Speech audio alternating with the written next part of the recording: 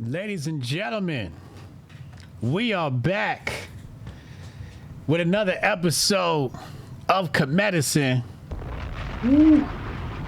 I am joined with the esteemed, the world-renowned, the critically acclaimed, the undisputed champion of science, naturopath extraordinaire, expert researcher, the uncoverer of hidden gems. Yeah, you go crazy. The untouchable Dr. EnQi. Man. I What's can't up? wait to hear him speak. I can't wait to hear him speak also. We back with another one. What's up, family? Man, you already just on the grind, trying to share some information with some folks, you know. Fresh air, clean water. Oh, absolutely. The most coveted thing in my life right now is clean water. I give thanks and praise to the Most High. I give thanks and praise to the Karast. I give thanks and praise to the liquid gods, to the H2O. I'll take it. That sounded good. That sounded good right there. That sounded good right there. That's the goal, Try to get everybody to drink 1 cup of water for every hour that they're awake. I like that. That might not even seem like much, you know what I'm saying? But that is a game changer. That is a game changer. If a person, just drinks 1 cup of water every hour, and yes, I prefer you didn't. But if you have to, go ahead and play makeup. So if you miss a few hours, just go ahead and double up, triple up, whatever the case may be. Doesn't have the exact same impact, but it still works out. But yeah, that's the easiest way to get a gallon of water in a day. Just 1 cup an hour, 8 ounces at a time. Yep. Because typically we're up at least 16 hours. Nobody really sleeps more than 8 hours. So if we're up 16 hours, that's definitely a gallon. There it is. Had an enjoyable. Matter of fact, talk to the people right quick. I'll be right back because I gotta show them something. Okay. If you like a gallon of water makes up for a lot of crap that we got going on. Even those of us that like powders in our waters and flavory, those of us that are hooked on Kool-Aid, and there's a lot of us that's hooked on Kool-Aid. You don't like Kool-Aid, multi-million-dollar marketing campaign. They went viral before viral was viral. Kool-Aid occupies a large space in folks' minds. So don't believe that these companies that are selling you hydration packets are tapping into water marketing. They're tapping into adults that are addicted to Kool-Aid that are looking to put some flavory powder in their water. Them electrolytes. Yeah, that's what we're calling it. Right? but folks will buy a box of electrolytes for like $10, $20, and then when that runs out and they go back to the supermarket, they'll just grab that other box that's right next to it for like $4. And yeah, it's really different, But we got addictions that we got to deal with one way or another. And if we drink enough water, though, a lot of that stuff will work itself out. A lot of what? The electrolyte addiction? No electrolyte addiction. The crap, you know what I'm saying? A lot of baloney that we got going on. And did you put kidney in the title of the video? I sure did.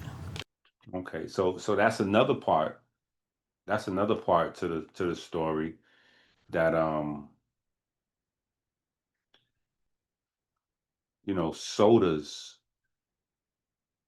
sodas and soft drinks, biggest offenders. I ain't gonna say the biggest, but it's like having the Jordan, Kobe, LeBron conversation when it comes to who's destroying the kidneys the most, who has the worst impact on your kidneys.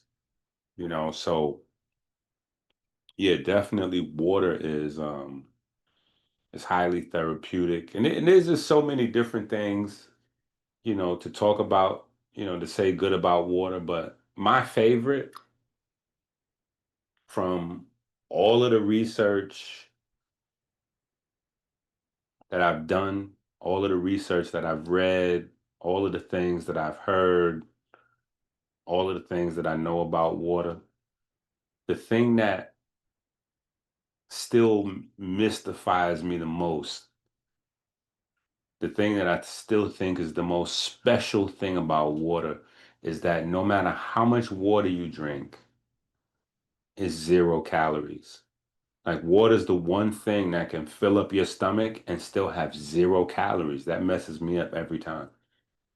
And it can produce energy in your body. Like that's the craziest, like that's magic to me. 0 calories produces energy and sends the satiety signal to the brain. Like that's all wild to me. None of that lines up with anything else. Like that, none of that makes sense scientifically. Like that's crazy. It's satiety.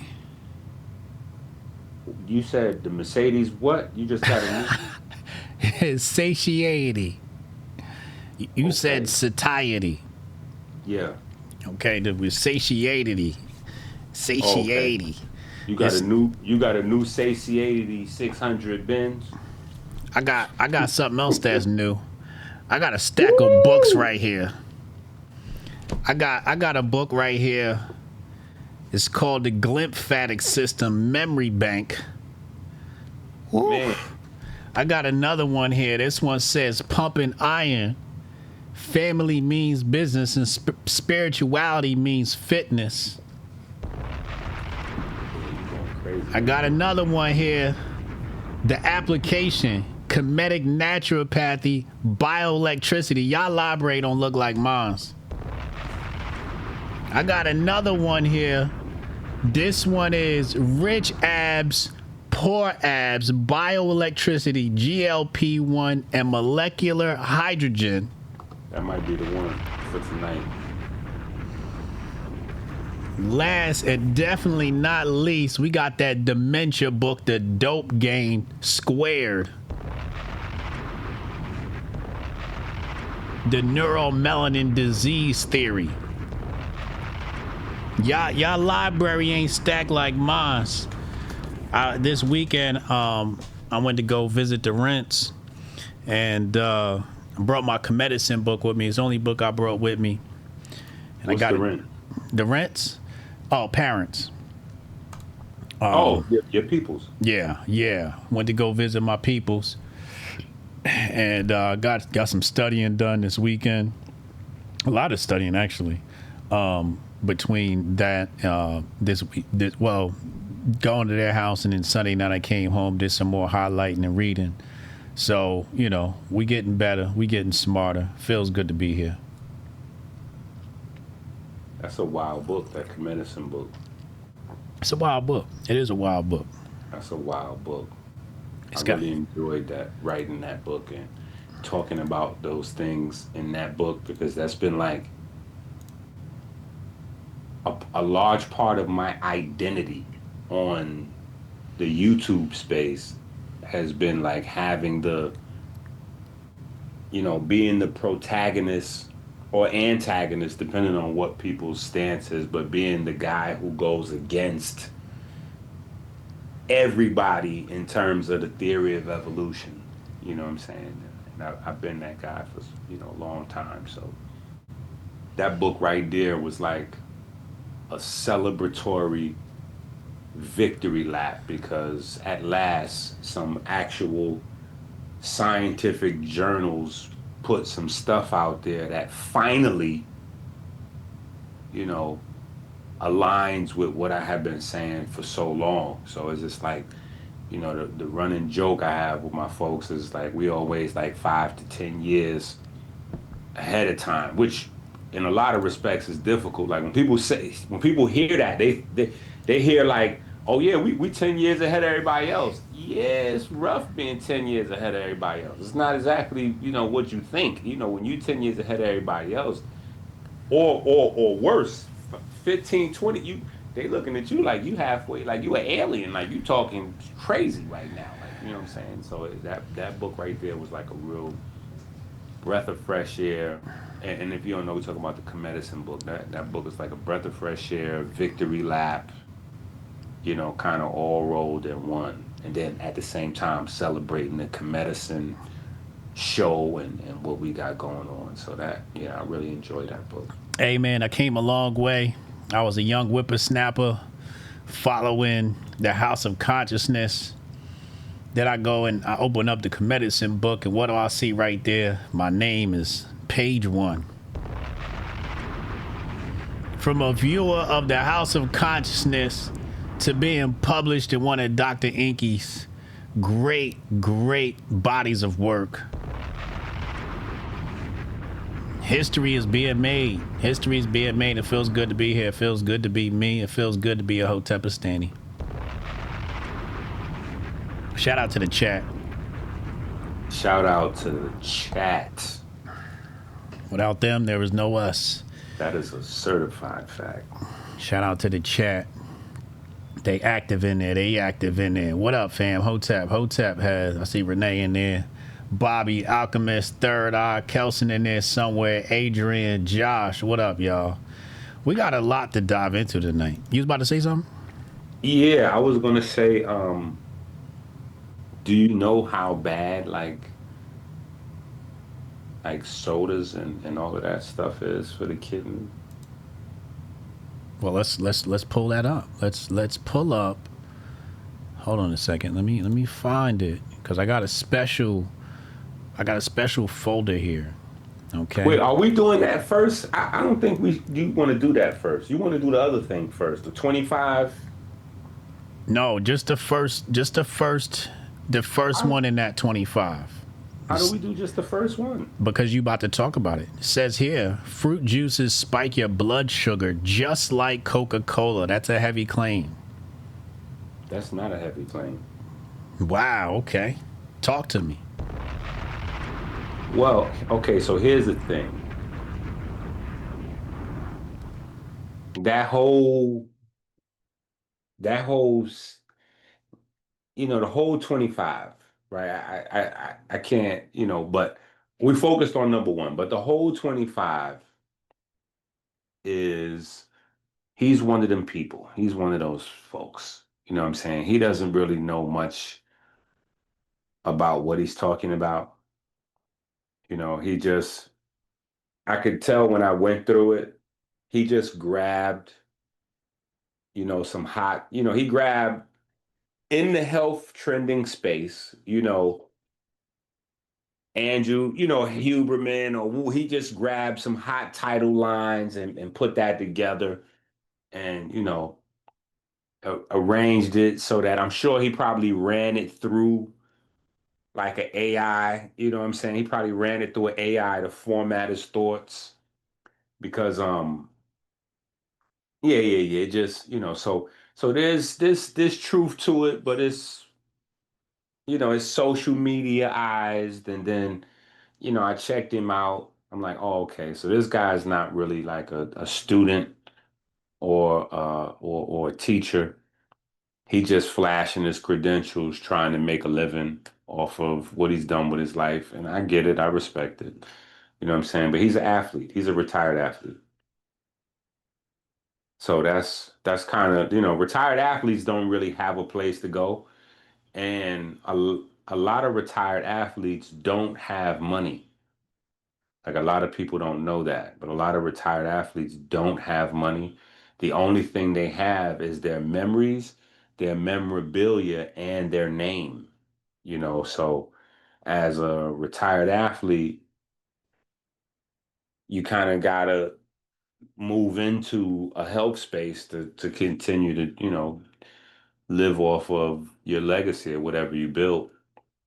And so based on the fact that he's an athlete, he was into marathons and Ironman, triathlon kind of stuff. So endurance, exercise, that means that for the bulk of his career, he was doing like high protein diets for all of the tissue damage to get as much repair and stuff like that.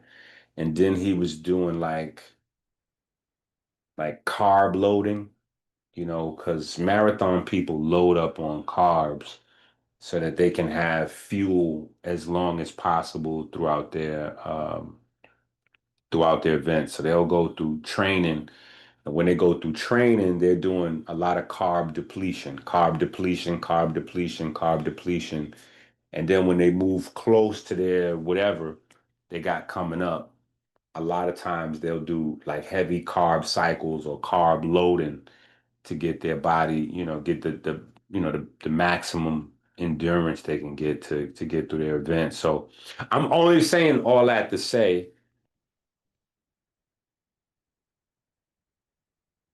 as Dr. EnQi, you know what I'm saying? Like I get his perspective. I get his perspective because he doesn't really have much in the way of book research, but he has his life and he's been an athlete and he's been a champion.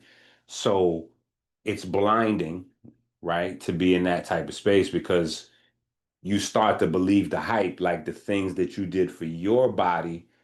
You fall into the cookie cutter idea, like, oh, this is the right thing for everyone to be doing. You know what I'm saying? As if the people that are going to be watching your social media posts are running, Ironman triathlons. You know what I'm saying? Like, that's not it, And so there's a woman, um, there's a white lady, I forgot her name, but she's pretty thorough with, I don't necessarily agree with all her stuff, but she's pretty thorough. I respect her gangster.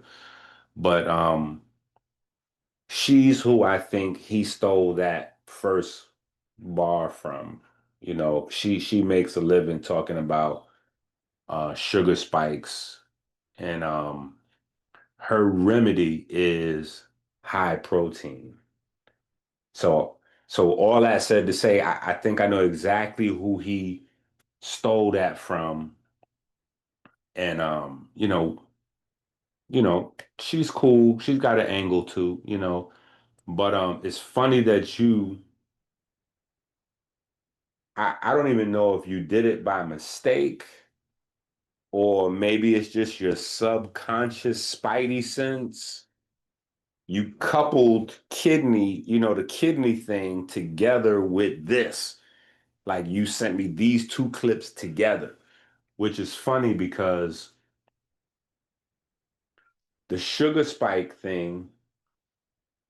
So the solution these people promote for sugar spikes is to have your sugar with protein. So if you have the sugar with a high protein, you don't get the spike, right? Which is to some degree is true, but it's super heavy on your kidneys. So, It's backstory. abusive to your kidneys. So, backstory. Yesterday you were live, right? No, Sunday you were live. Yes. I was in the car driving back.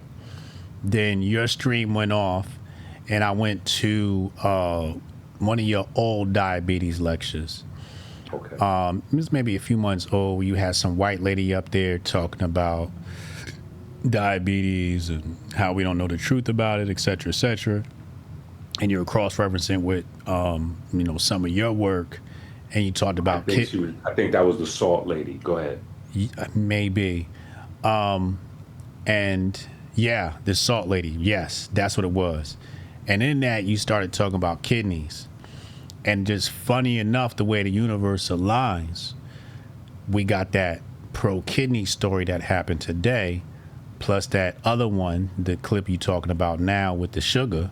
So I was like, these things go together, but I had It known definitely. that known that by watching your lecture on Sunday. Ah, okay. So I was inspirational. I like that. That was nice right there. Absolutely, That was nice. absolutely. And That then, was nice. Universe aligns, and the pro kidney study comes out today, and their stock goes up like 13% today. So I told the chat we dive into that study as well, and try to see what's going on there, and maybe it's something we invest in, but at least know the truth about it, so we know, do they have something here? Are they on the right track? And et cetera, et cetera. Yeah, I think so. So first, Oh yeah, let's let's finish up with this. yeah. So yeah, so the thing is, that's not how nature planned it, right? So high sugar, yes, you do need something to buffer and blunt the sugar spikes. The sugar spikes are nasty, nasty But work. can't you do that with fiber? Funk Master Flex, drop. You supposed to hit, yeah, but you supposed to drop a bomb. But that's the answer. The fiber is the fiber is the thing. That's how nature packages it. Nature packages sugar with fiber. That's the whole purpose. Like that's how nature puts carbs together. Now, because marketers, they need to continue to sell the protein. The protein powder is the number one selling health product, which is one of the reasons why we're the sickest country in the world. It's because protein powder. Yeah, protein powder. And not even protein powder that is structured in a health longevity type of sense, which is the craziest thing. The protein powders are put together based on the old school science surrounding branch chain amino acids. So back in the days, that's what it was all about. BCAAs, branch chain amino acids. The science, kind of expanded a little bit, and then folks learned a little bit about the mTOR, mTOR activity and all that kind of stuff. And, again, Shout out to Dimitri. We on the front page of Kick. shout out to I don't even know who's Dimitri. Shout out to Dimitri, man. Shout out to Dimitri. We on the front page. I don't even know who. I like that. However that happened. Yes, shout out to Dimitri. But what I was going to say is this is another example of learning through the wrong lens. So with the mTOR system, because mTOR is a whole entire system in our bodies, and we kind of touched on that a few times because I had the long-standing beef with the Nation of Islam and Wesley Muhammad over this with the milk thing and the prostate cancer and all this stuff. But so mTOR is not everybody's friend. In fact, the mTOR system is like mostly nobody's friend, right? It's mostly problematic to everybody, but a handful of people. The problem is that handful of people just happens to be the handful of people that we look at for health advice, right? So for LeBron James, for what's that quarterback name? The quote unquote GOAT. You know, Tom Brady. yeah, Tom Brady. I'm still with Dan Marino and Brett but Favre. but yeah, there you go. But Tom Brady, you know what I'm saying? Guys like that, or bodybuilders, Chris Bumstead and like for those guys, mTOR activity is the gold standard, right? But for John Q. Public, mTOR activity is literally just going to take years off of their lives. It's going to take years off their lives and increase their risk of cancer, right? So I know some people are probably like, what is mTOR activity?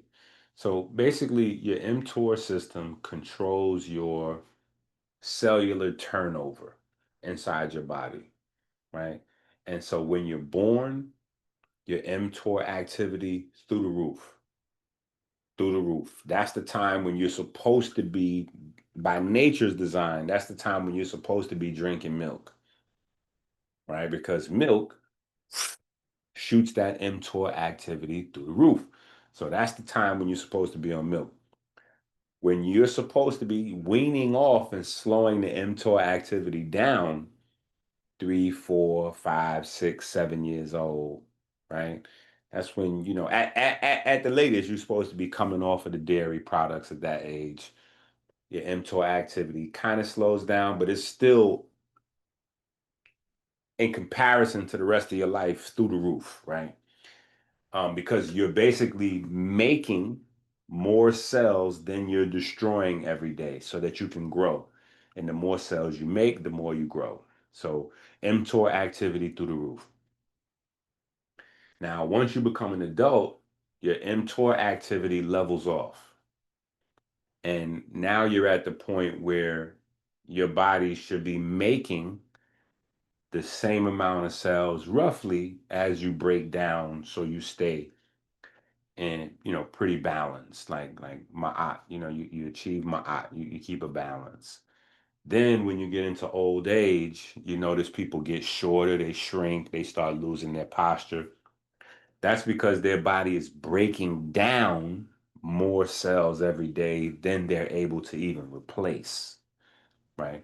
That's all based on mTOR activity. Now, if you want to get super huge with the muscles and all that, you want to do, you want to turn that on.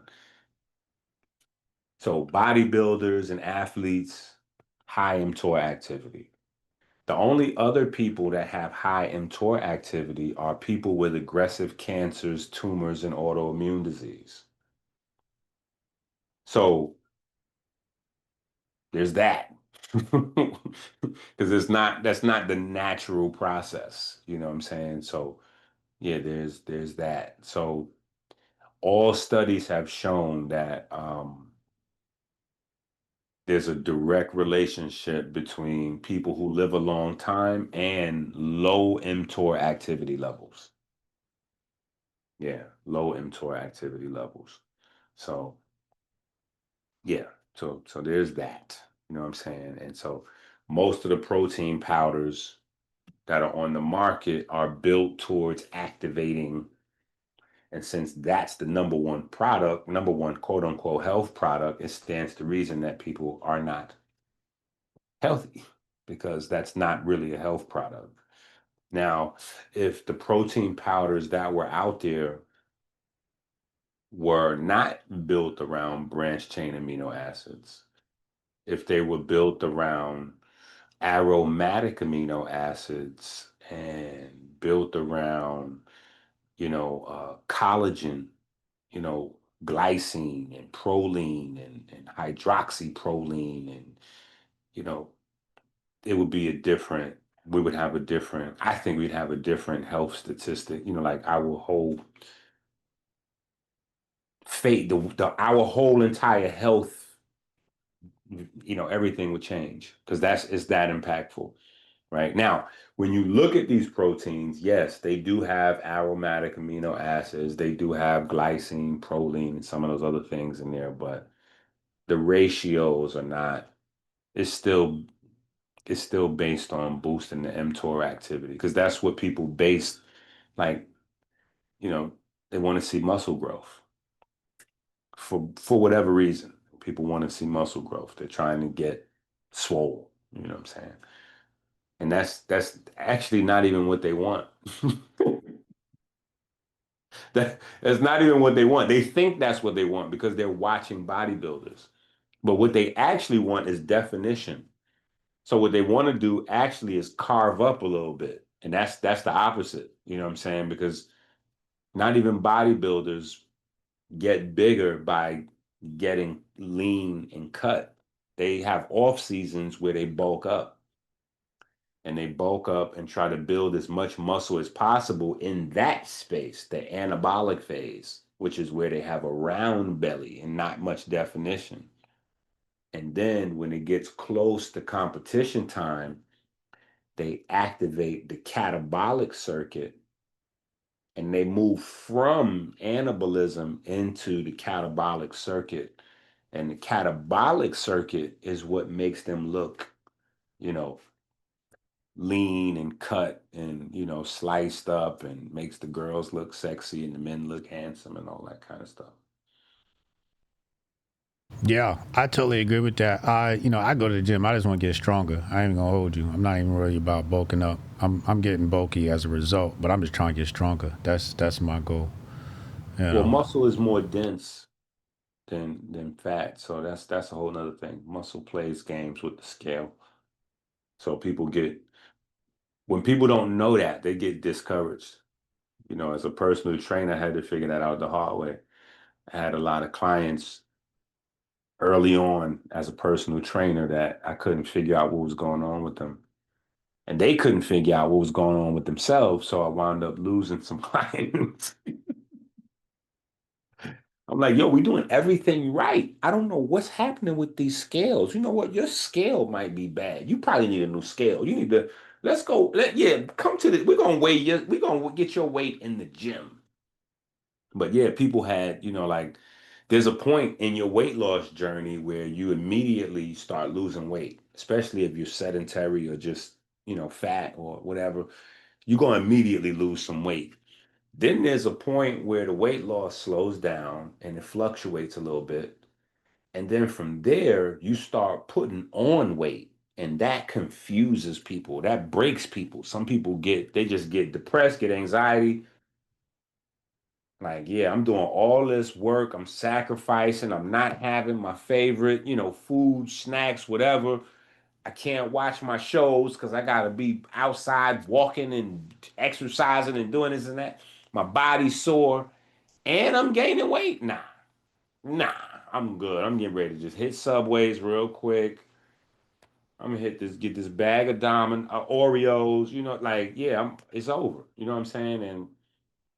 But the thing is, you're building muscle. And when you build muscle, the muscle is so heavy that you can't see it in the mirror because it's covered up by the fat. So because it's covered by the fat, you don't think it exists. And then you get on the scale, and the scale is like, yeah, you went from 210 to 205 to 200, and now you at 211, and you can't even figure out what happened. That's because you don't put on a little bit of muscle. You don't put on a little bit of muscle. So I had to learn that the hard way. Like, no, no, no, no, you good. This means we're on the right track. Just relax. Do not get anxious. Do not go get nothing crazy. No Dunkin' Donuts early and like, just relax. We good. We good. This is great.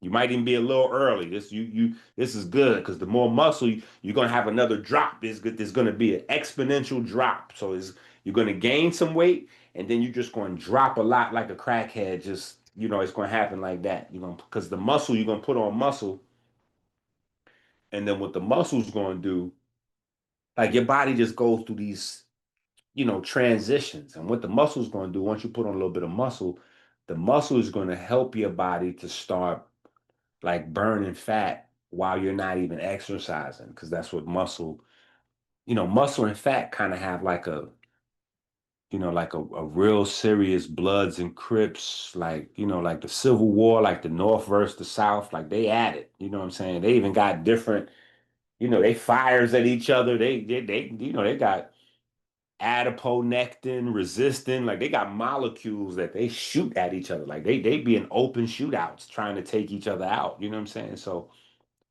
the one you feed, even when you're not doing anything, is actively reducing the other.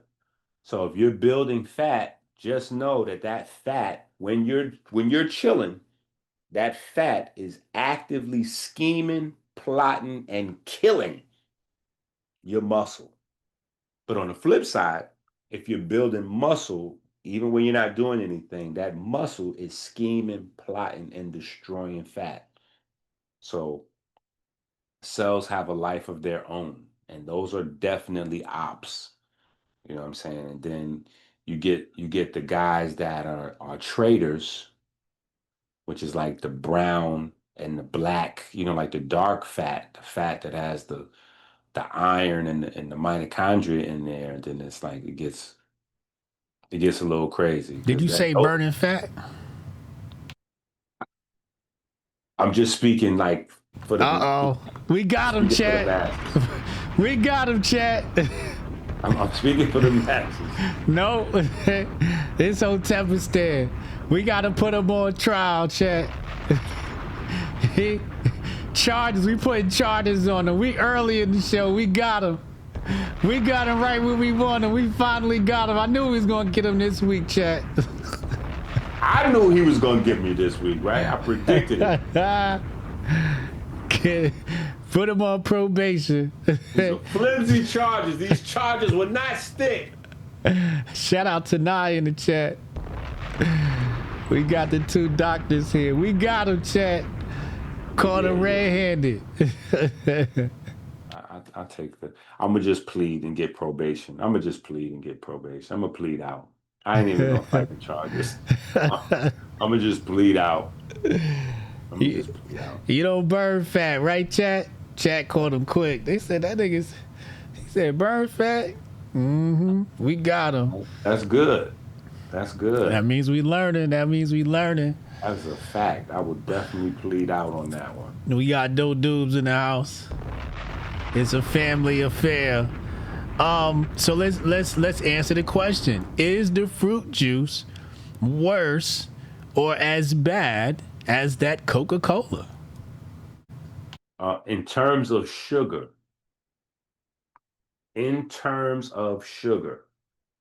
right? And so there's got to be a lot of specificity with this because that's a super general statement, right? So in terms of sugar,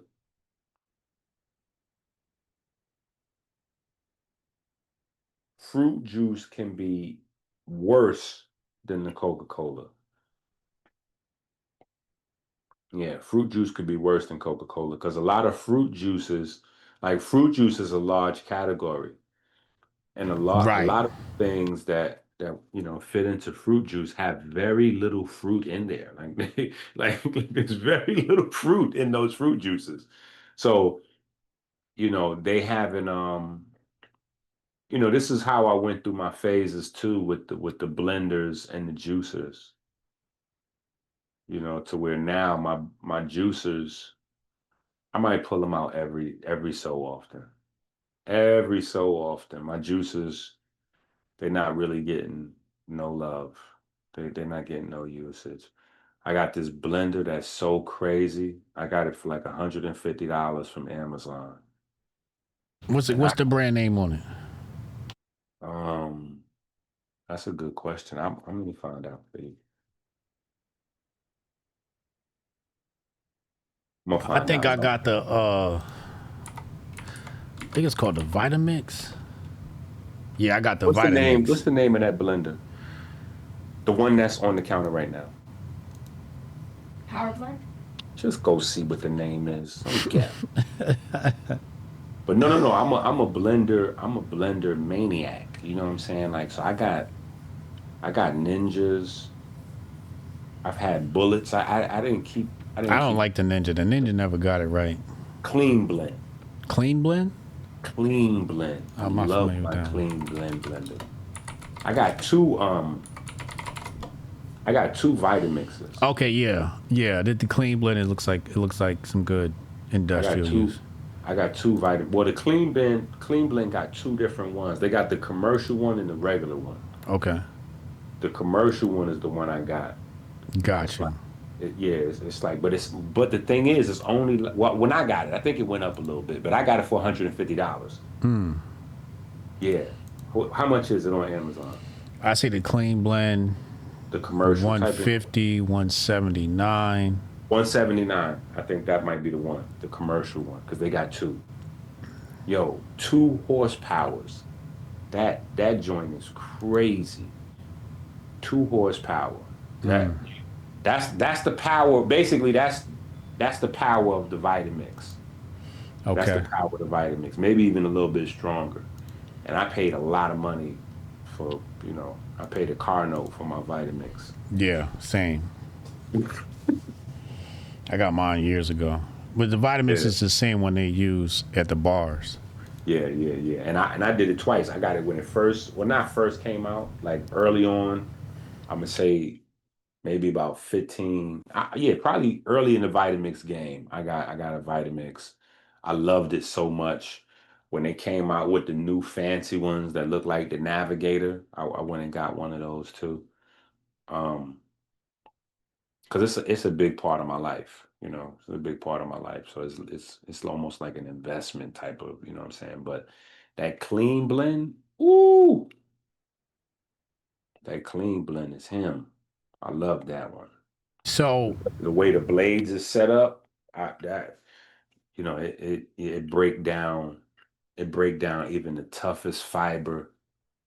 I feel like I'm doing a commercial for them right now, but it they breaks got to down cut the the check. fiber. Man, they owe me a few dollars, but it breaks down the fiber so well. So, let's back this up a little bit here. But that's what I was getting ready to say. The fiber, the blenders versus the juicers. So there was a juice craze for a minute, and everybody was all about the juicers. The thing with the juicers is the juicer separates the fiber from the liquid. And so depending on what it is you're dealing with, you could wind up with a lot of sugar. You could wind up with a lot of sugar and have the sugar spikes, which is the guy's main point, is the sugar spikes. He's not really talking about nutrition or anything else in his statement. He's basically saying fruit juice can be worse than soda regarding sugar spikes. So in that aspect, and then his thing is couple it with protein. So my thing is that's kind of deceptive because you're talking about fruit which has had the fiber removed, and now you want to replace fiber with protein, which is usually done with the protein shake. If you do the fruit, the whole fruit, and in my house, we even do a little bit of peels. Like we do peels, you know what I'm saying? Like we go all the way with it. Like we won't necessarily maybe eat a whole peel, but if I have a grapefruit, I'll eat some of the peel with it. Or if I have like a tangerine, I might eat the whole peel with the tangerine. So yeah, we believe in peels. Even my The dog, skin. yeah, the stuff that most people throw away. Yeah, I throw that shit away, dog. Yeah, yeah, yeah. We're gonna eat some of that. We're gonna definitely eat some of that. Like the peels is high fiber. It's a lot of nutrition, a lot of pigment. Like it's a lot of stuff in the peels that we throw out. So just take a little bite of that peel the next time. Chew on that a little bit. It depends on what type of fruit you're eating, but yeah, yeah. And then it's bitter, And so I got a book, beers and bitters, which talks about, the whole comedic science of bitters. Like they was, I can't even say 3, 4 thousand years I can't even say how far ahead of their time they were with the bitters because we still haven't caught up to where they were yet. So it's not even like I could put an end to the, like, oh, well, they were so far ahead of us because it took us until 1950 to, like, we still haven't grasped the bitters thing yet. We still don't know the power of bitters yet. You know what I'm saying? Even the people selling bitters, because I talked to them. You know what I'm saying? I used to spend time with the guys who started the bitters craze because they had a place in the Bronx, selling bottled bitters that wound up taking over the world and really opened up the bitters market. And they knew it was good because it's just tradition. They was from the islands and they was like, yeah, this is, but The science is crazy on bitters. We got bitter receptors in our heart. Like that, that's that's crazy. Like like people thought like bitters was for digestion, you know what I'm saying? So they have bitters at the bar when you go get drinks and liquor and they, if you go to a decent bar, if you go to an upscale bar, they give you, you can get you some bitters with your so you could drink more liquor because it'll get the microbiome, the digestive juices flowing or whatever, so you can hold your liquor better. And for the bar, that's good because you can buy more drinks without being, fall down drunk. But then the health community, they got into the bitters game without fully understanding it. So they're like, oh no, this is a detox. This is gonna help you have a bowel movement. Whenever you hear that, that means they didn't really do no research. They don't really know any better. Oh, it's gonna help you with a bowel movement. Okay, all right, I got you. It's good for me. You just don't know how it's good for me, but you selling some. Okay, cool. That's Yeah, good. yeah. My pops always talked about that when I was a kid. They used to have, my pops is from Jamaica, so bitters was part of their Yeah, culture. It's routine. Yeah, culture. it's part of You know their what I'm culture. saying? It's Yeah. just culture. And then so yeah, that was one of the things. Like I spent a lot of time with the bitters because, my children, people know I have 10 children, but most of them don't know. 8 of them was with one lady. So I'm not like Future. I don't have 10 baby mamas or, that's not that. Um, but she's Jamaican, you know what I'm saying? And my family is Haitian. So just on a cultural aspect, I had to get down to the nitty gritty with the bitters, and then come to find out, all roads lead to Wakanda. You know what I'm saying? Come to find out, Kemet was way ahead. Kemet was way ahead of the rest of the world when it came to that. Nine. He's down in the islands right now. He said grandparents make you drink it in the mornings. Yeah. Yeah, yeah, yeah, yeah. They don't even know why. They just it's this. You better have this. Like, and they right. But see, that's the thing that because of social conditioning, that's the thing that made us buck back against our grandparents and old uncles and aunties, and because they couldn't explain it.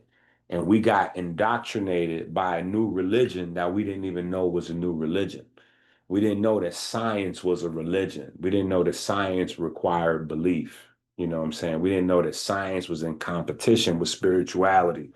So, we came up the science generation, and because our elders couldn't explain things to us in the language of science, we started to disbelieve. Nah, that don't even make no sense. And I'm good on. Yeah, I ain't even doing. And we stopped. Like I ain't gonna make my kids do this. Yeah, I ain't gonna whoop my kids like this. I ain't gonna feed this to my kids. I ain't gonna make my kids drink. And then so now we got the difference between us and the generation behind us, and it's not, it's not really shade. We got to get back, like we realizing, like, yeah, understand it or not, we probably need to adopt those old ways again because these new generations are dumber and weaker. Just to make it super simple, like the new crops of our children are less intelligent and less durable. So yeah, yeah, yeah. So anyway, that's the whole idea with the sugar and the with the fruit juices. The fruit juices, first of all, is layers to it because most of what is floating around passing for fruit juice is not fruit juice.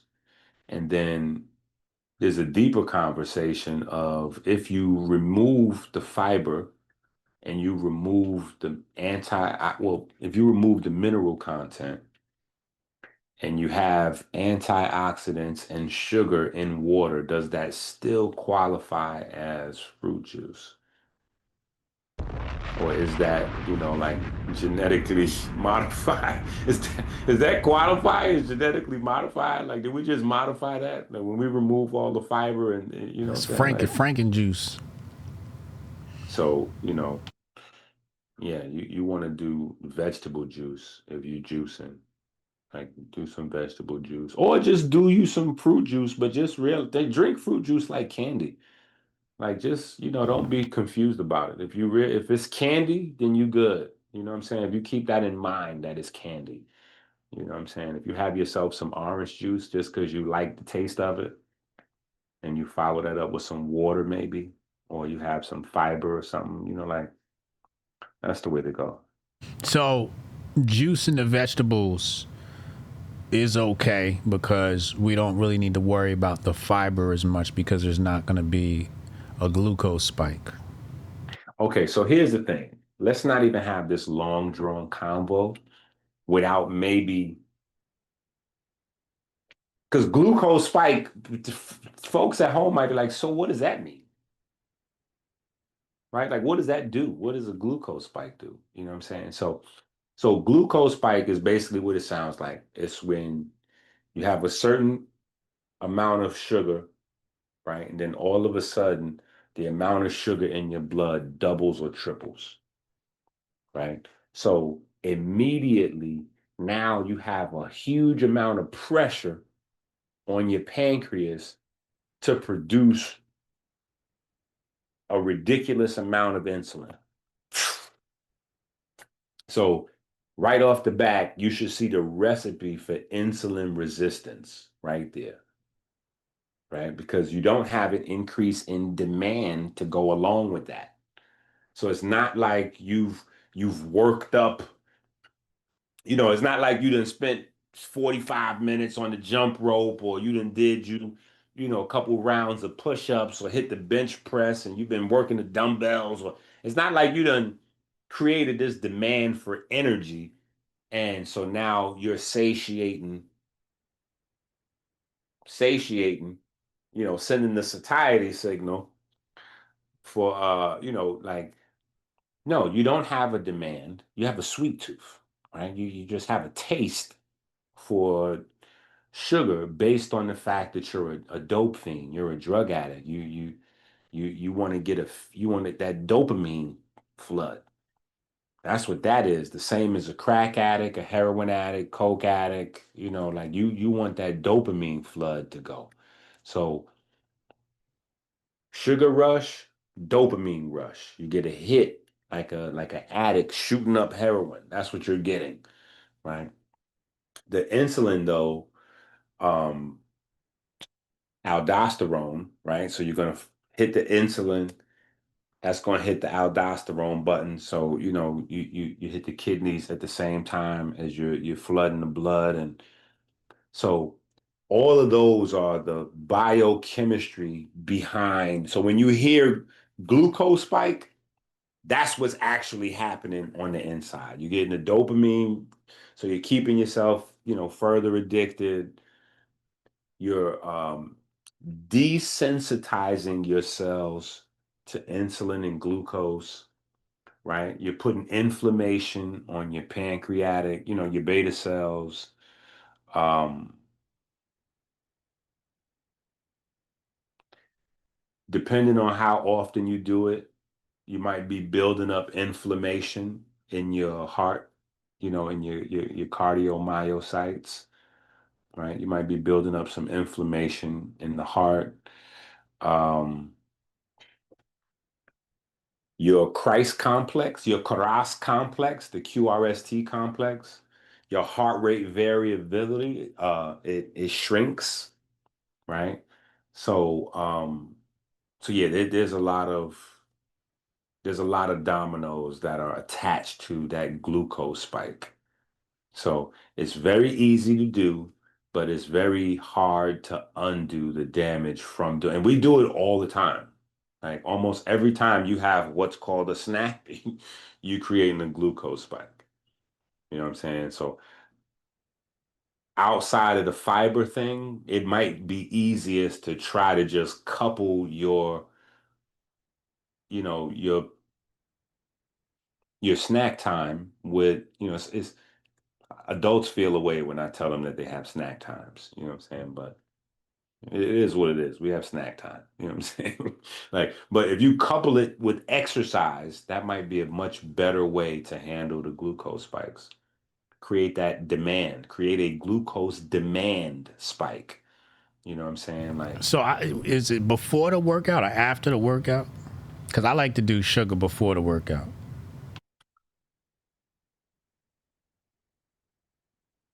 pretty much either or works out. Pretty Yeah. much either or works out. Okay. You know what I'm saying? Either or works out. But yeah, either or can work out. Just as long as it's timed well. Like don't have a explode like don't eat a half a cart of ice cream at 3 o'clock, take a nap, and then get up and exercise because it's a wrap. The damage has already been done. You know what I'm saying? Like you gotta roll with that. Like it's 3 o'clock, you about to go on that 3:15 run. So yeah, 3:10, you could go crazy and while you're walking or jogging or pulling up, pushing up, whatever the case may be, your body would be able to tackle that, tackle that spike and convert that into something, Let me help the less. chat out really fast. Hey, I see Muna in the chat. And, it's not Friday, so I don't want to cuss anybody out. But when I say sugar, I'm saying it from an educated point of view. And I'm not talking about white sugar. I'm talking about straight up fruit. Like I like to have fruit before my workout, whether it's an apple or tangerine. I like to have that. That's my pre-workout is fruit Well, you helping me sugar. out too, because I didn't know that's what you meant. That's what I meant. Yeah, Yeah, yeah. well, you probably don't need that much help with that anyway. What do you mean? That's gonna help itself. A fruit is a fruit has the enzymes, the pigment, the fiber, the minerals. Like it has a whole bunch of stuff to metabolize itself. So you really don't have much, you don't really have glucose spiking from an apple. But a cup of apple juice is totally different. I want to move to beet juice. I want to move to beet juice before my workout. The beet juice is like beet juice is like a performance enhancement drug. Like, yeah, beet juice is it. But you should just do it, you should just get the whole beet if you're gonna do it. Get the whole beet with the green attached to it and throw that whole joint in the blender. The beet with what? Like a little bit of water? No, spruce it up. You hook your blender up. Oh, okay. Put in there. Mix a couple of things in Put there. some blue magic in there. Maybe throw a little oatmeal or something. Like go crazy. You know what I'm saying? But put the whole beet, with the green part attached to it. Put that whole joint in your smoothie. Do you got a smoothie book? Which one of your books got the smoothie recipes in it? Kitchen chemistry. Kitchen chemistry. Yeah, the kitchen I need chemistry. that one. I need to come up with like a part two to that. We I need to need come that. up with a part two. Yeah. Come with a part two. But actually, the kitchen chemistry got a kidney section in it, so there's some conversation that we need to have. Actually have a lot of kidney stuff floating around, even though I have a dedicated kidney book. I got kidney stuff everywhere because kidney is so tied to diabetes health.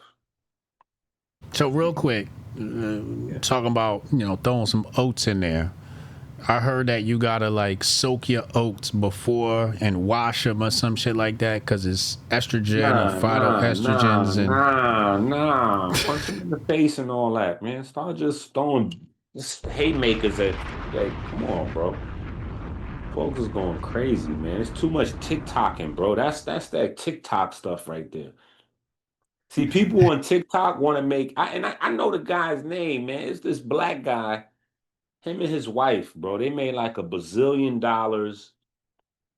like making like super short form videos of making nothing. Like they would just make regular food on the video, and people loved because they was early on with just making food and zooming the camera up on it and all that. So people they overdoing it with the no, it's too much prepping. All that prep looks amazing for video. And it's a marketing scam. Like it's a hustle. It's very Scammy Davis Jr.-ish. Like it's very Yeah, it's a lot of scam, like it's not, it's just marketing, like a lot of preparation with the sounds, the camera close-ups, and then you start talking that antioxidant, you start talking that talk, it's nothing, it's all fluff. It's all fluff. Mostly fluff, you know what I'm saying? And a lot of it's confusion. So with oats, the thing with oats is that you have like different grades of oats. So you have quick oats, you have cooking oats, you have rolled oats, you know, then you have like the hard, like the oats that have to be soaked, you know what I'm saying, overnight because they'll break your teeth. You know what I'm saying? Like you gotta boil them. If you try to boil them, you gotta boil them for like 2 hours, three, like it's crazy. So you just might as well just throw them in a pot, soak them overnight so they're ready by the next day. You know what I'm saying? But there's different types of oats. So you don't even want to put those kind of oats in your blender. Like they're gonna break your teeth. Like Yeah, I yeah. got the still cut oats. Nah, steel cut oats is good. You could blend those right on up. Right. Yeah, Yeah. you could blend those right on I up. was even High making oat quality. milk too. Steel cut oats is like right at the cusp of the highest quality oats, but at the same time, they add the convenience to preparing them and making them. So they're not like high Am I maintenance cool with babies. making the oat milk out of them? Why? oh, So why would you want to make oat milk? Why do I want to make oat milk? Yeah. I guess I'm kind of You making said oatmeal or oat milk? milk Yeah. Why do you want to do that? as like a base for my smoothie. So I guess maybe I should just go ahead and just throw the oats in there, add the water, and that's gonna make oat milk right there. Not really. Oat milk is not good for folks. Oat milk is trash. Oat milk is trash. Yeah, oat milk is like sugar water. Yo, these online dudes told me, they said, yo, the almond milk is bad, this is bad, the oat milk is the only good one. Nah, they smoking crack. They bugging. Yeah, nah. Oat milk is not good. Oatmeal is mad sugary, bro. Like that's not. Oats in water is not the same as oat milk. And people will make it seem that way. Like, no, just go ahead and add your oats to the blender. That is a high fiber, like that oat milk stuff is not So the what's sugar the good ratio milk? to the fiber ratio. Good milk? Yeah. Ugh. Is there a good um Almond milk? okay, so here we go with the milk thing. The whole milk universe is crazy, right? Because again, Hemp milk? Rice milk? remember I threw it, I kind of threw it out there, but I just threw it out there. But remember I said we're supposed to be done with milk, you know what I'm saying? Like when we're babies, like 6, 7 years old tops, we supposed to be fading off milk products, you know what I'm saying? But if we line up the milk alternatives, right? Because that's what Elijah Muhammad said we should be on. The Nation of Islam is scamming all of their members by promoting cow's milk to them. But it says right in How to Eat to Live that you should not be doing that. You should actually be on milk alternatives. This is one of the reasons why I was beefing with Wesley. I was like, yo, why y'all scamming y'all people and Farrakhan got prostate cancer? Like, what are y'all doing over there? But so if we line up the milk alternatives, oat milk would be at the lowest quality level with the soy. And then followed right behind that would probably be the almond milk. Yeah, so almond milk would be just maybe slightly a little bit more. The people that are bashing almond milk are they're following the PETA folks, and the PETA folks got beef with the CMOS people. So they don't even realize it.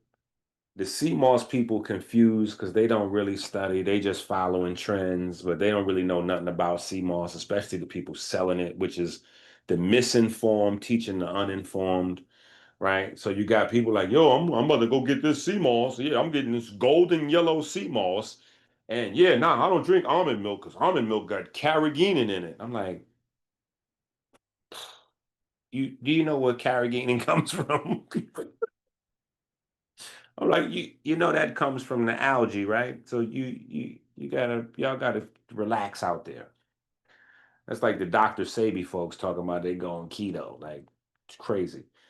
Um, Now but yeah, so we talking about homemade stuff here. Now we talking about. okay, so homemade stuff, right? Yeah, homemade stuff.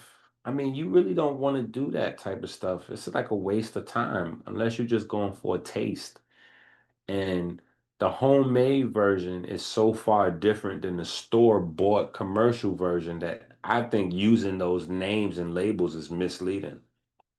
Like if I take a bunch of almonds and make some homemade almond milk, it is nothing like what you would buy in the store. It's way healthier. You know what I'm saying? Like if I add oats to some ice and water and add some, some fruits and some veggie, like that's way different than oat milk. That's not those things in the store. It's Well, my goodness. my Wait, oat. wait, wait, hold on. You do this every time. This is why these shows are so valuable. The perfect analogy, the oat milk in the store compared to you making oat milk at home.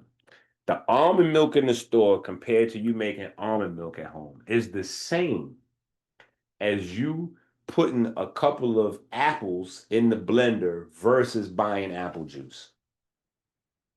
Light years different. Light years different. That's why they have apple cider, because apple cider is closer to a natural drink than apple juice. And most people don't know the difference. They don't know that there's a difference between apple cider and apple juice. There's a reason why your apple juice is like $2 a gallon and apple cider is like $7 a gallon. But yeah, Facts. it's totally different. Well, the oat milk I get got one ingredient: oats. I'm still skeptical. So Because scrap the milk. I don't know how much oats that is. First of all, I don't know what type of oats those are. Those probably are quick cook, which is the cheapest low quality oats. And it's probably not that much per the amount of water that's in there. And then there are always ingredients that, the FDA, like every ingredient doesn't have to go on the label. So just because it shows one ingredient doesn't mean there's one ingredient. Mmm. Yeah. So just because that Mmm. don't believe that. Yeah. So So it's what are we using as a liquid in our smoothies? Water?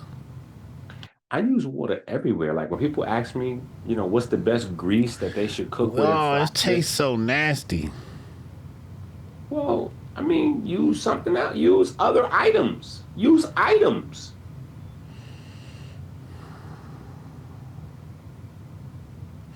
All right, See, next question. when you talk about nasty, that's what you gotta address. You gotta wrestle with that. You gotta deal with your taste All buds. You have to right, next change them. milk, coconut milk. Okay, so we sticking with the milk thing. All right. So the taste, right? The best tasting milk is gonna be either almond milk or oat milk. The reason being is because they're thick and they're sugary. But you have to understand what it is that you're looking for. Like that, you have to treat that like Haagen-Dazs ice cream. I'm looking for what's gonna be healthiest. Okay, if you're looking for what's going to be healthiest, yeah, you don't want to do anything but target practice with the oat milk section. What about coconut milk? I went and bought like Coconut a. milk is coconut milk is you going in the right direction, right? But it depends because a lot of those coconut milks that's out there is crazy. I got the I didn't one even without went the crazy stuff. look, Cause I the didn't thing even that they went through the putting them in is supermarket. some sort of gum stuff in there. I think Well, it's Ugar gum or Guar gum. no, agar. That's CMOS, so that's not bad. No, this is Guar gum. GUA GUAR, yeah, gum. you might be getting a little crazy with some of those other So the gums. one I got don't got that But in it. But coconut milk is good. But again, there's always coconuts. Like you can always get the coconut juice and the coconut meat and throw all that in the blender. Like we do that. We get the coconut meat and we get the coconut, water and we throw that in the blender. Because that's high in potassium. That's good to flush the sodium. That's good for the kidneys. You know what I'm saying? So fuck the milks. I'm just saying, if we gotta go milk for nutrition, hemp milk is the best nutrition wise, but it's not the best taste wise. If Hemp we're milk. going So hemp milk store is the bought, best. yeah, if we're going store bought milk product, because I don't think it's like, I think they made a ruling that you can't even say it's milk unless it comes from a cow now, like how they did the Kentucky Fried Chicken. Yeah. Like it's chicken product. Yeah, I think it's milk product now. So, but yeah, I think hemp nutrition wise, ounce for ounce is probably the most nutrition dense. Yeah. Coconut is like specialized, because coconut has saturated fat and high potassium. So coconuts are high in saturated fat. That's the cheat code with coconuts. So like when you have in regular conversation, it doesn't really come up. But if you live in the world of the vegans versus the meat eaters, right? If you live in that universe, some things you have to have on tap. And so I know there'll probably be some folks that still live in that universe that watch this. There you go. That's a gift for you.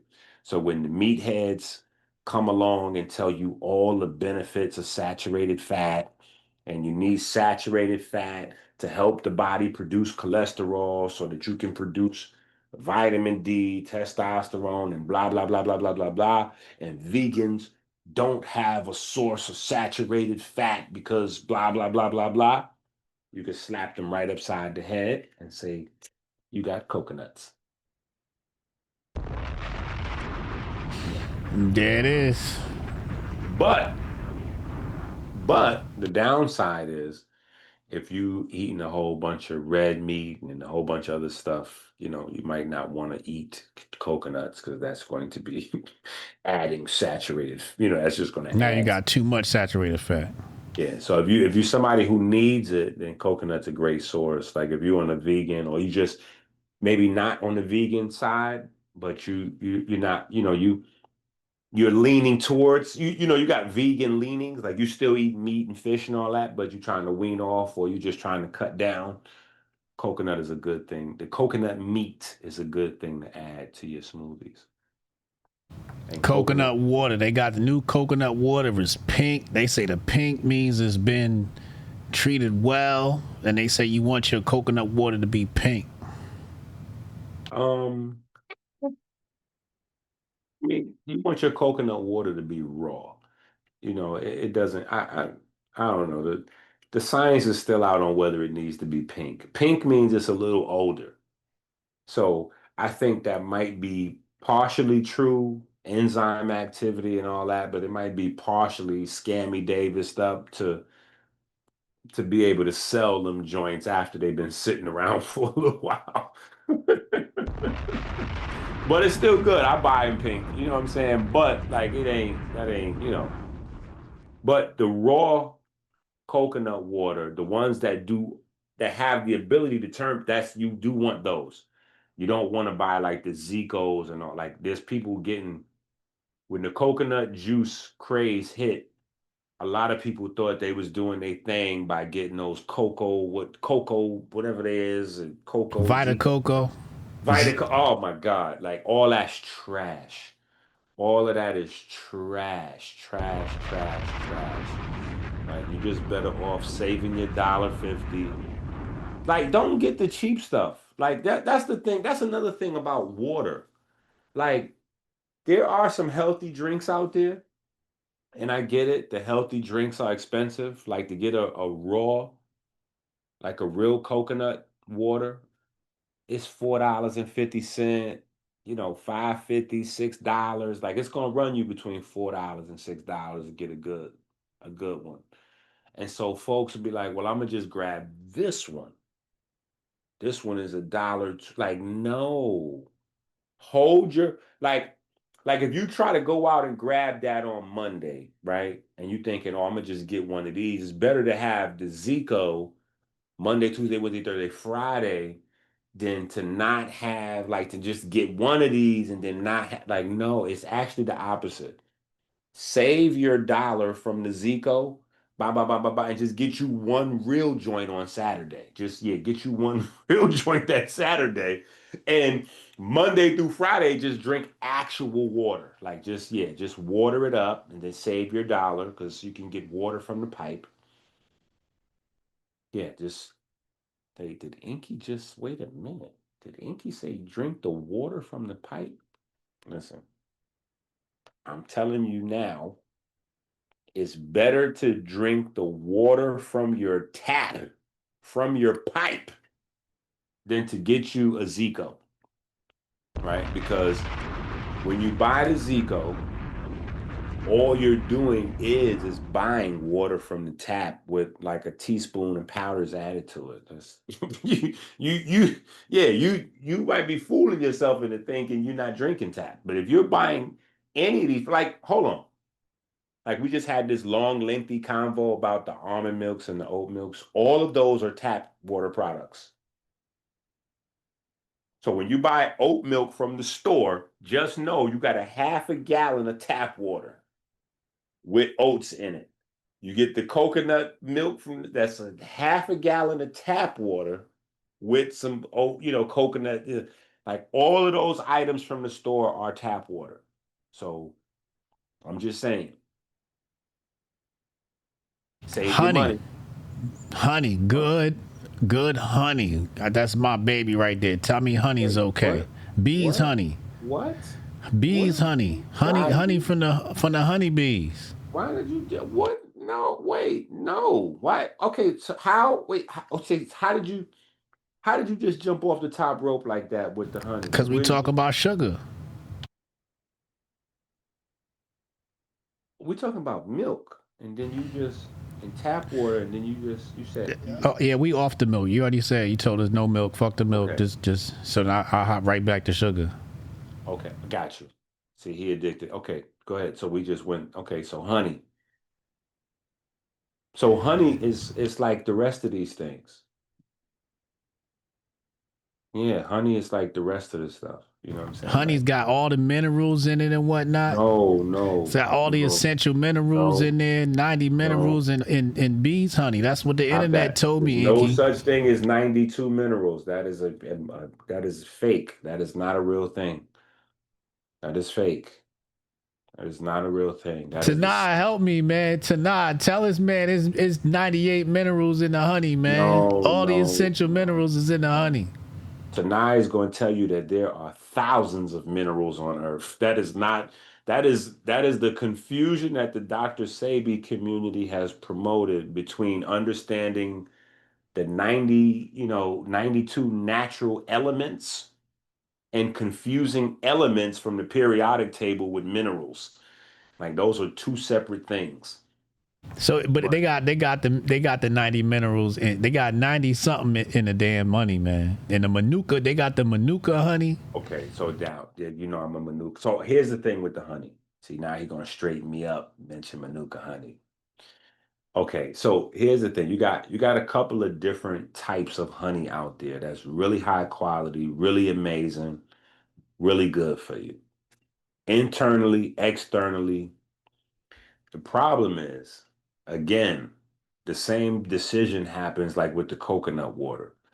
We hear about the coconut water being amazing, and we go to the store and then we see the Zico for $1, and then we see the raw coconut water for $5, and we just go ahead and grab that Zico and we feel like we did something.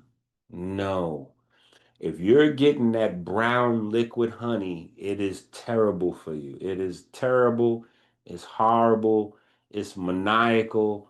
It's sugar syrup. It's It pancake say syrup. It's 100% honey on the thing, man. that's like what Domino's 100% sugar. Like what does that what does 100% mean? That's crazy right there.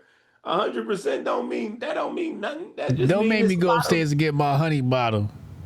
bro, 100% cocaine, 100% crack, 100% heroin. Like 100% just means that this is all this one thing. Like it doesn't mean that that one thing is necessarily good for you. So yeah, So no, the so what's honey, the good honey? Because I know they got the sugar water honey. the really expensive stuff that nobody wants to get, and it's so expensive it doesn't make sense to add it to your food. So I gotta pay like $100 for a jar of this shit. I seen it at the airport once. I was gonna get some. Yeah, you get the Manuka honey. No, you can get Manuka honey for like 20, 30, $40, but you're gonna get a small, Yeah, it was. Yeah, that's what I saw. yeah, It was like this much for $20 and shit. Then they had the big one. It was like $80. I was like, nigga, I ain't got that type of motherfucking money. because this ain't meant to go in your food. It ain't meant to be added to your drinks, and it's not meant to replace sugar. So we got to get sugar out of our mind. We're addicted. The safe sugar alternative is none. There is no sugar alternative. It's not So what do agave, we do with not the honey, it's what do we not. do with the Manuka honey then? Manuka honey is nutritious. You take that like, like Raw. vitamins or minerals You or just take a or spoon of that. yeah, put that in some tea, drop a little bit in the smoothie or put it in your food, give it to the children. You know what I'm saying? That's like September, October, flu season. Yeah, flu season. That's a good go-to. Like that's a great, I ain't gonna say alternative to medicine, but yeah, there's that. You know what I'm saying? Because Manuka honey is made from bees that live in the same, like tea trees. So a lot of people know about tea tree oil, but they don't know about Manuka honey. Manuka honey is way better than the black honey from the black bees. That, I ain't gonna get into no names, name calling and stuff, but that was a big scam. Folks were selling that honey from the black bees for like $100. Like they were selling that like $25 an ounce, $40 an ounce. And they were buying 16 ounces. They were buying it off Amazon for $16 for 16 ounces. So they were buying it for $1 ounce, selling it to folks for 25 and $40 an ounce, telling them to drop it in their eyes and all kind of crazy stuff. Yeah, it was wild out in the streets. Before we change topics, where's Jeffrey Epstein? Jeffrey Epstein is swimming with the fishes. He dead?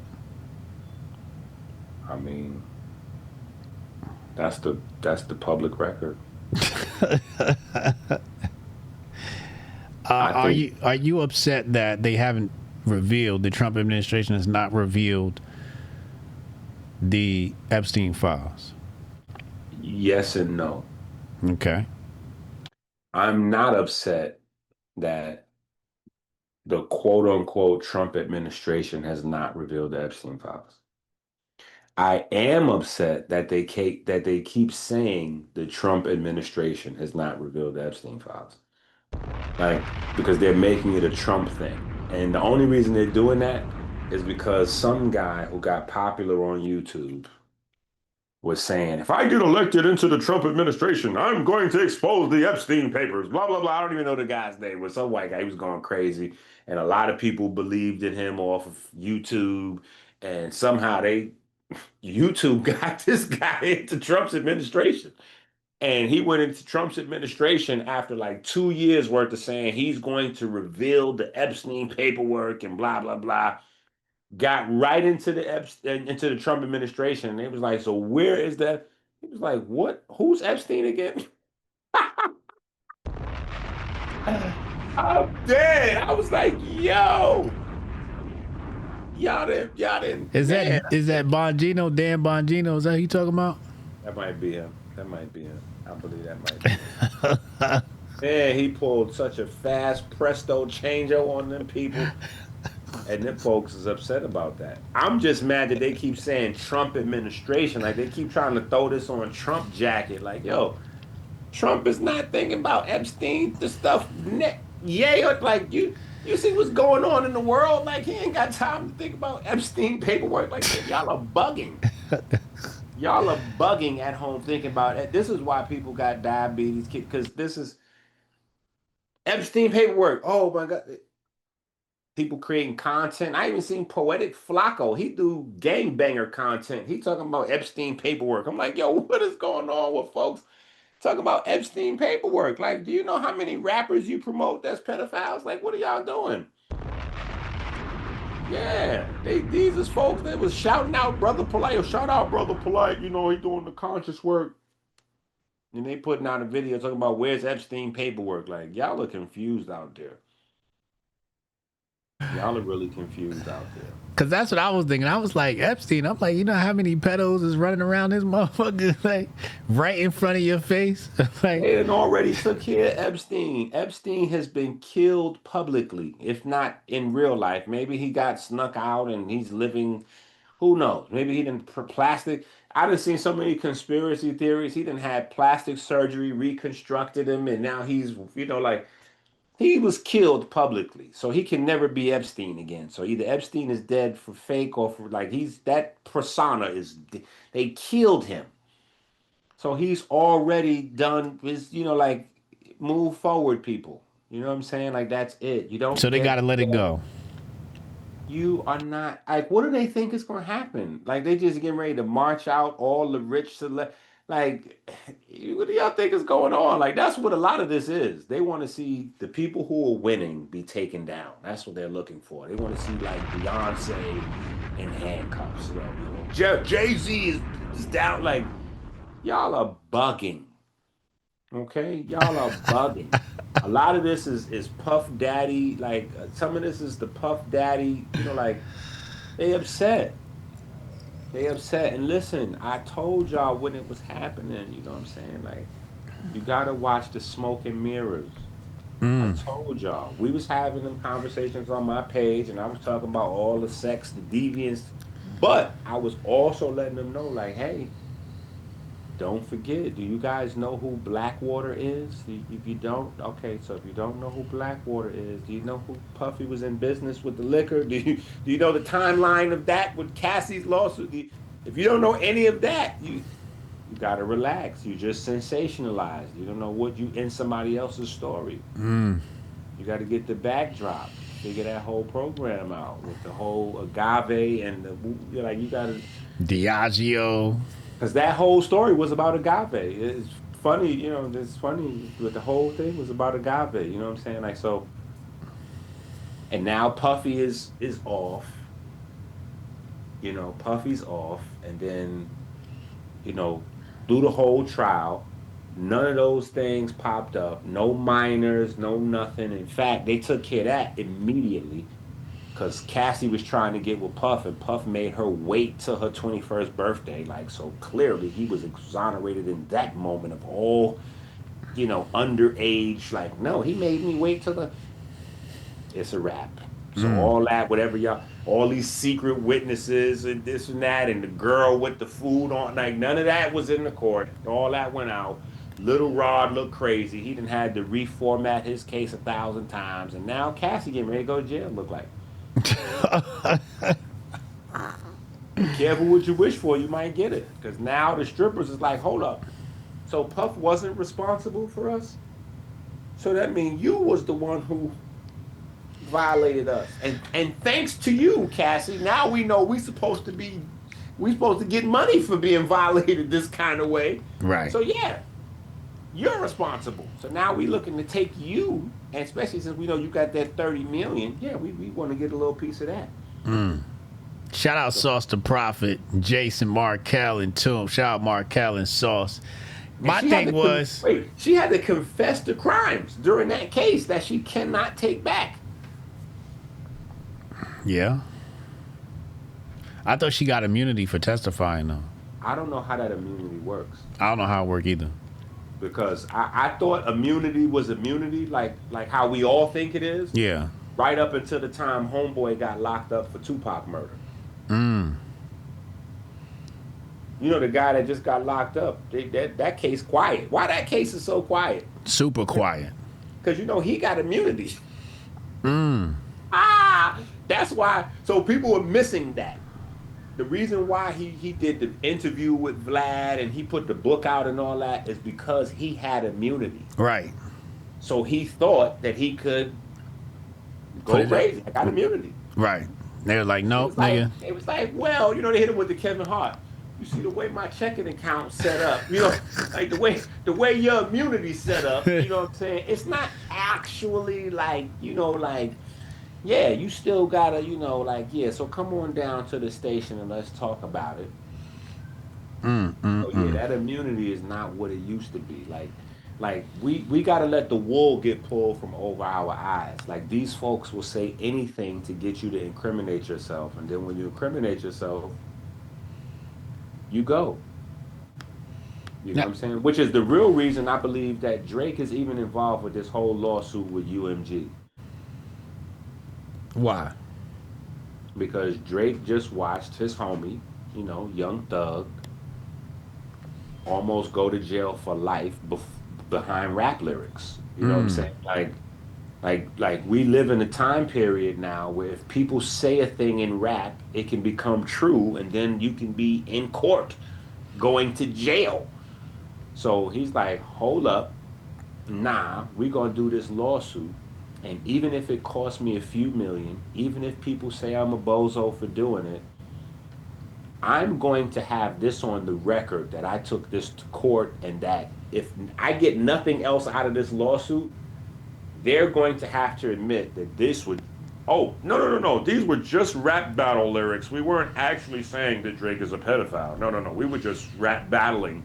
And so this is not real. We were just rap battling. Drake's not really a pedophile. Like, yeah, in today's world, it is worth the time to clarify that because he could easily find himself next, you know, next up. Like, hold on, they didn't took down this rap lyric thing. Is not just like there are people in jail. Like we're looking at Young Thug and Diddy getting off, but there are people who are not getting off. They're going to jail behind lyrics. Mm-hmm.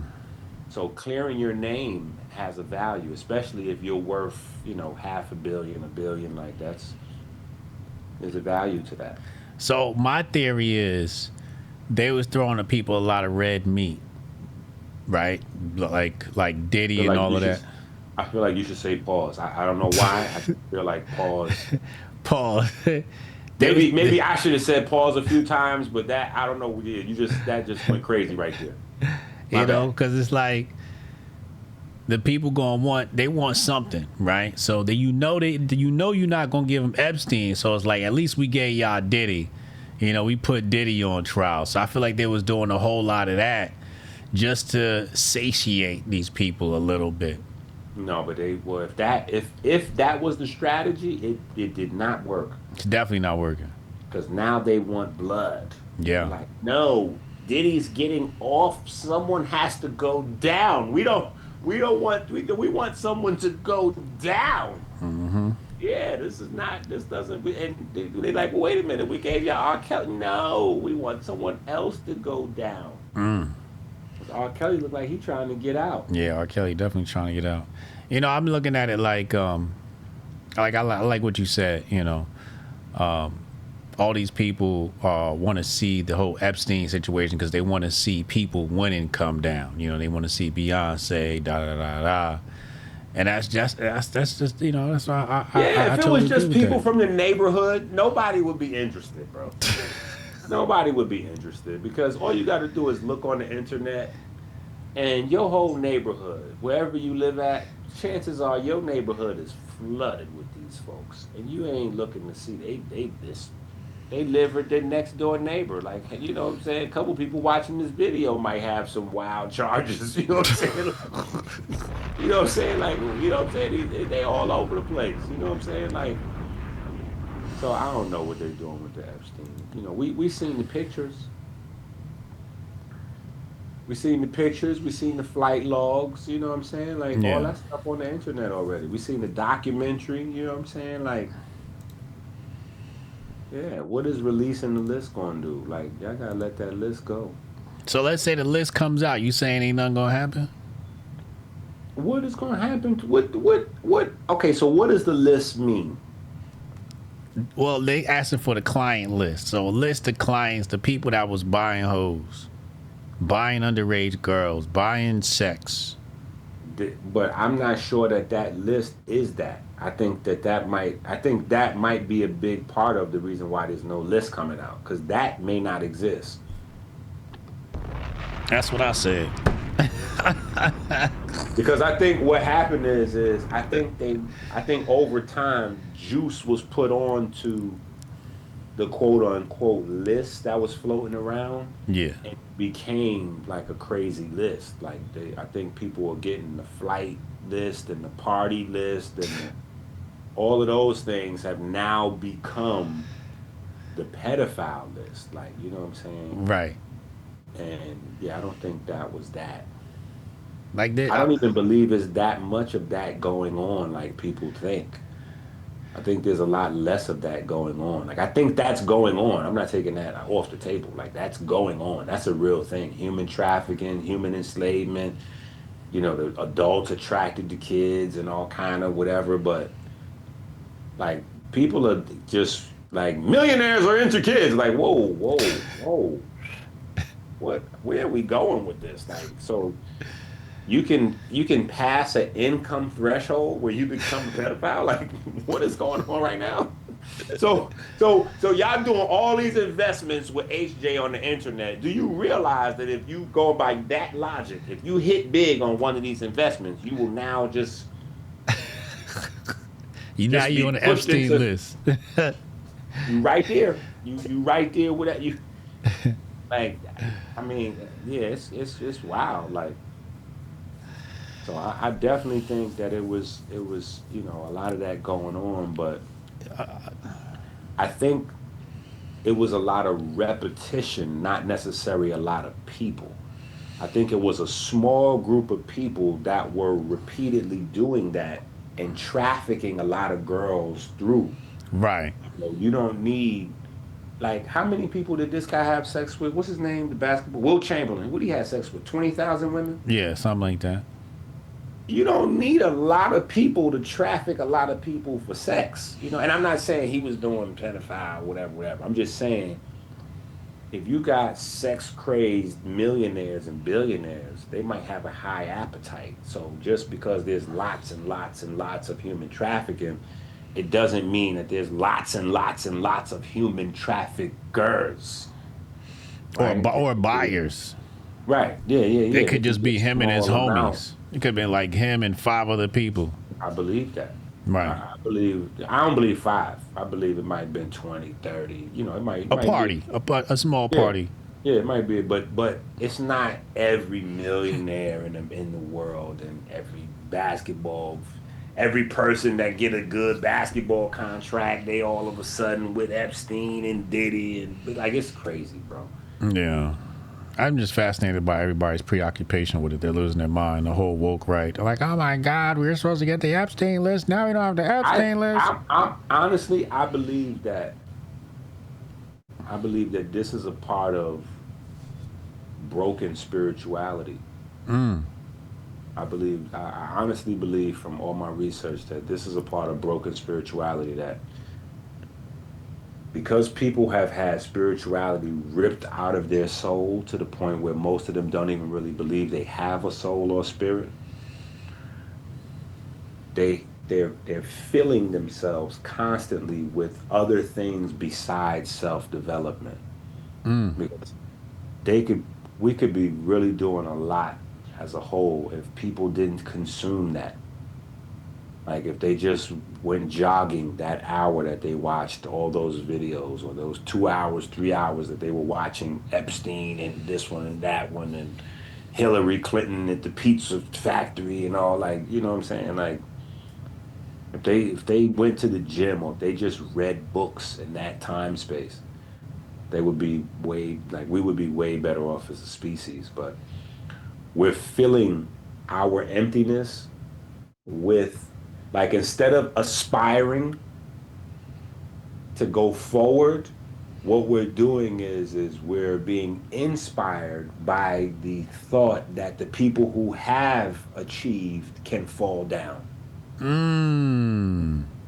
Yeah, we're Mm. inspired by that. We're excited by that idea. We can't wait for that to happen. We'll put mad energy, the energy that we could use to propel ourselves forward. We will instead dedicate that, put that to the side and dedicate that to seeing someone fall down instead of lifting ourselves up. But you know what they'll say, Inky? But they're raping girls. They should be. That's we. Are you Who's they? People are raping girls, but who are they? You know what I'm saying? Like, who's raping girls, and what girls are they? Which girls are getting raped?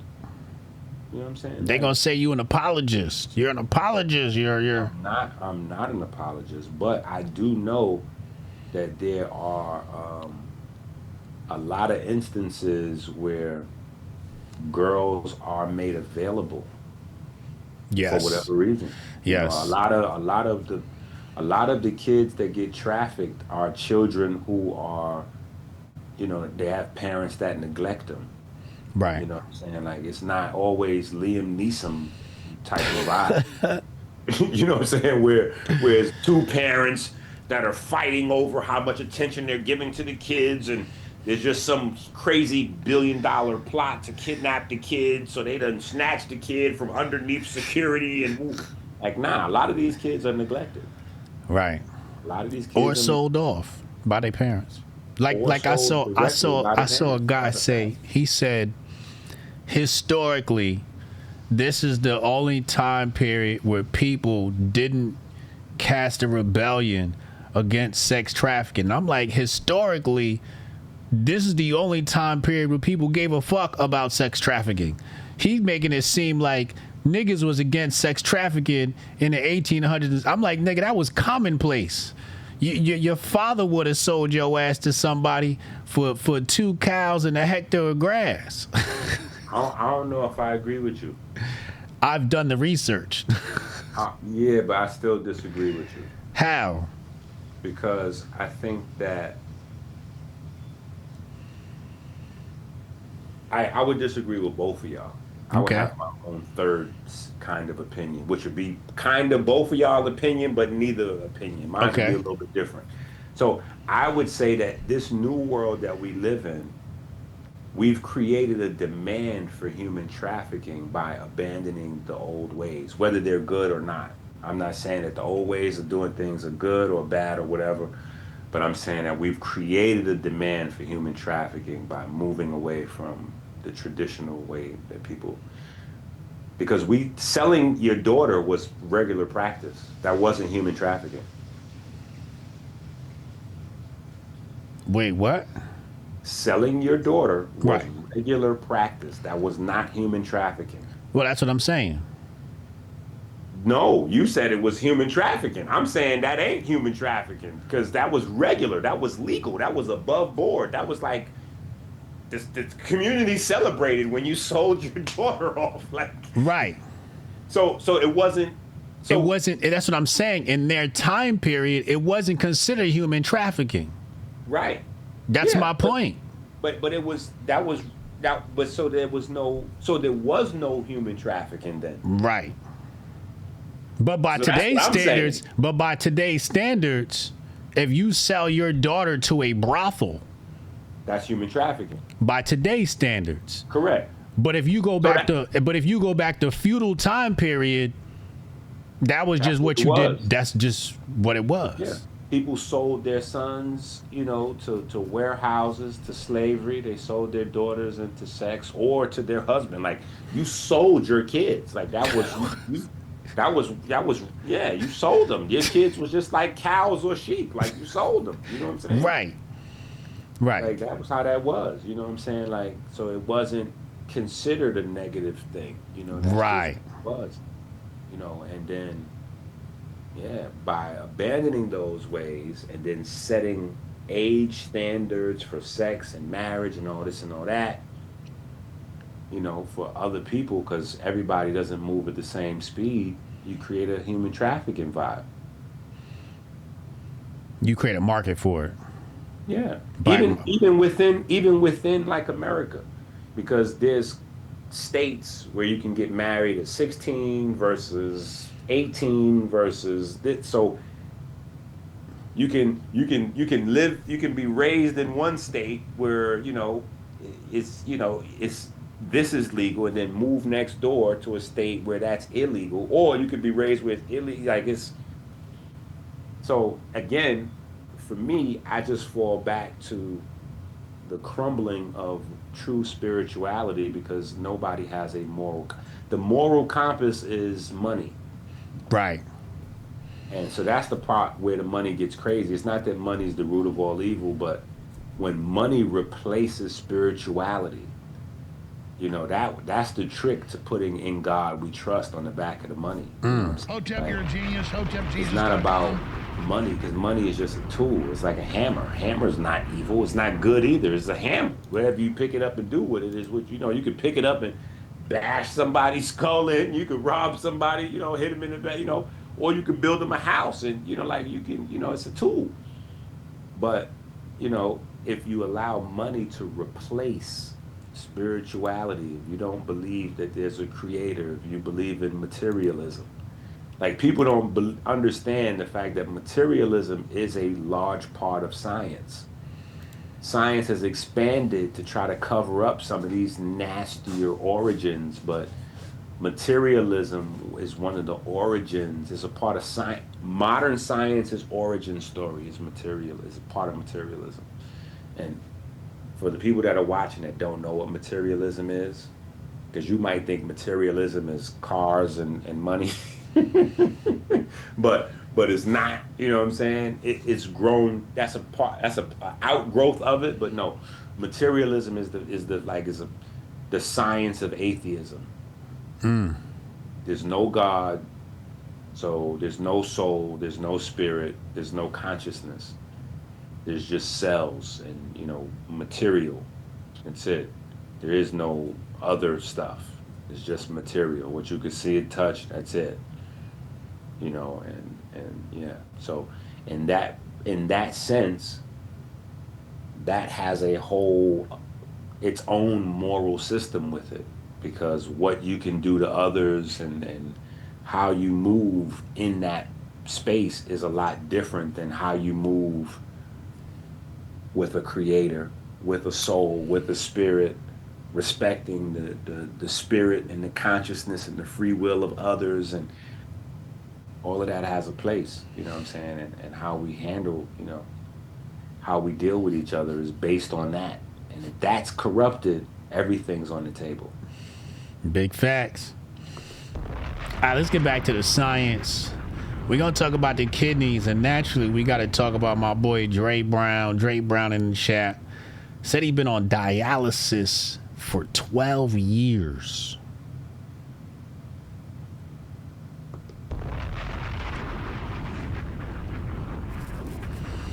And he's sick of it. He wants off. Some people are stuck on dialysis. Wow.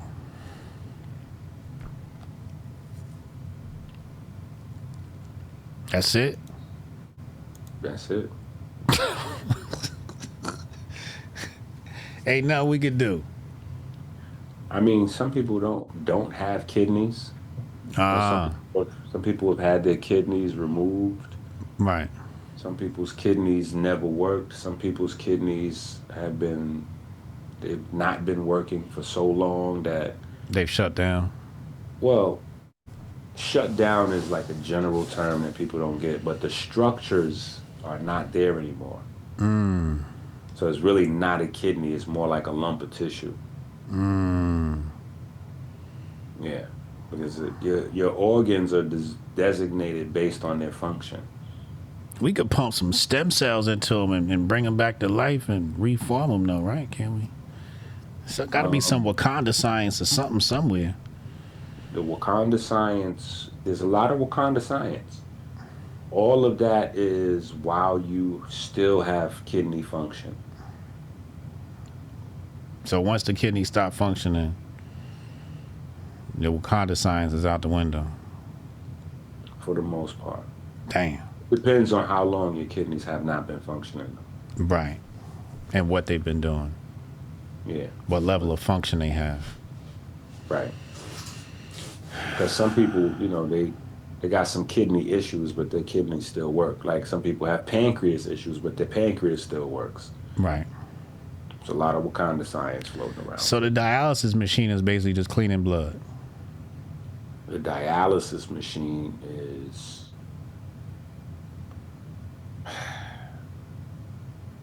I guess we could just say that. Okay. Yeah. It's doing a function of the kidneys.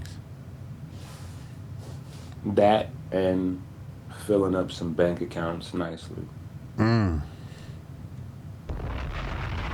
you have to pay to be alive, do you understand what kind of business that is? When you have humans that have to pay you to exist, like that is crazy.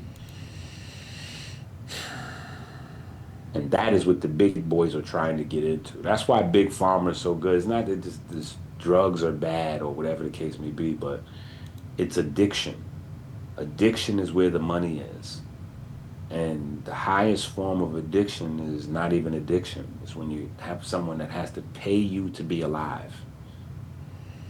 So if they're type 1 diabetic, whether it's adolescent, you know, child, adolescent, adult, onset, whatever, if their pancreas no longer produces insulin and they have to pay for insulin to be alive, like, or if they got COPD and they have to pay to breathe, like, bro. From a pharmaceutical perspective, those are the best type of customers. Lifers. That's why I always try to push the information as before, like more than the products. Because a lot of people, most of the people that are in the herbal space, they're just trying to replace Big Pharma.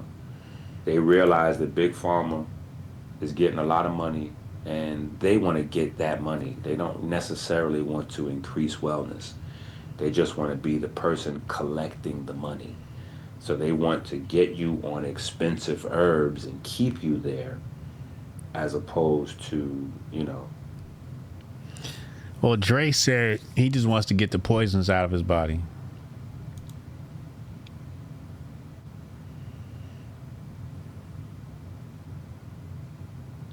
Well, this new drug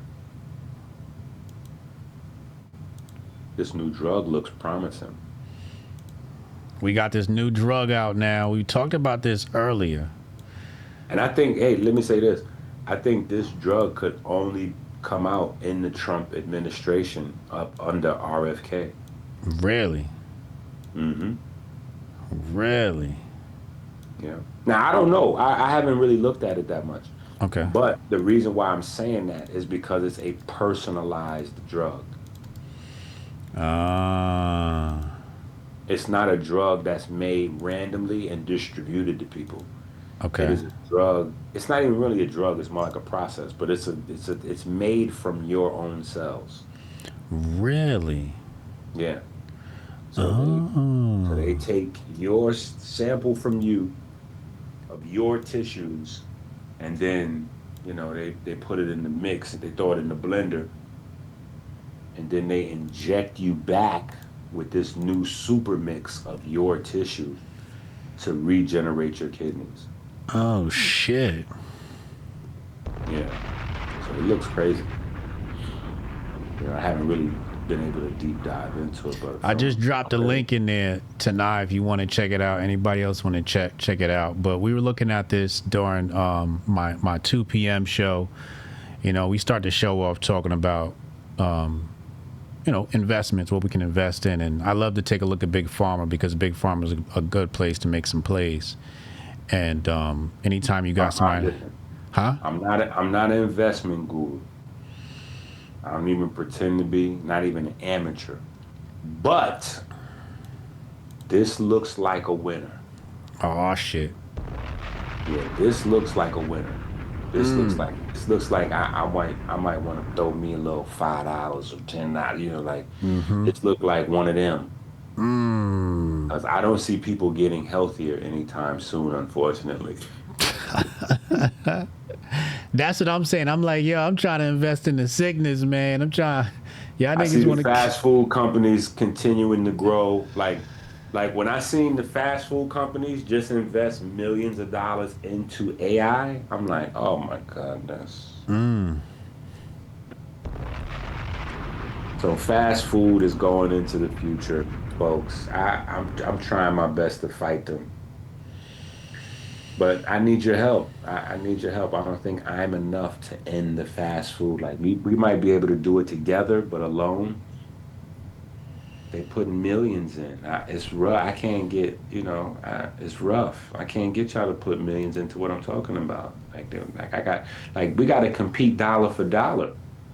Right. I got some folks that send me some nice, large, super chats, and I'd be super grateful. I'd be even grateful for the small ones, but it's not even comparison to like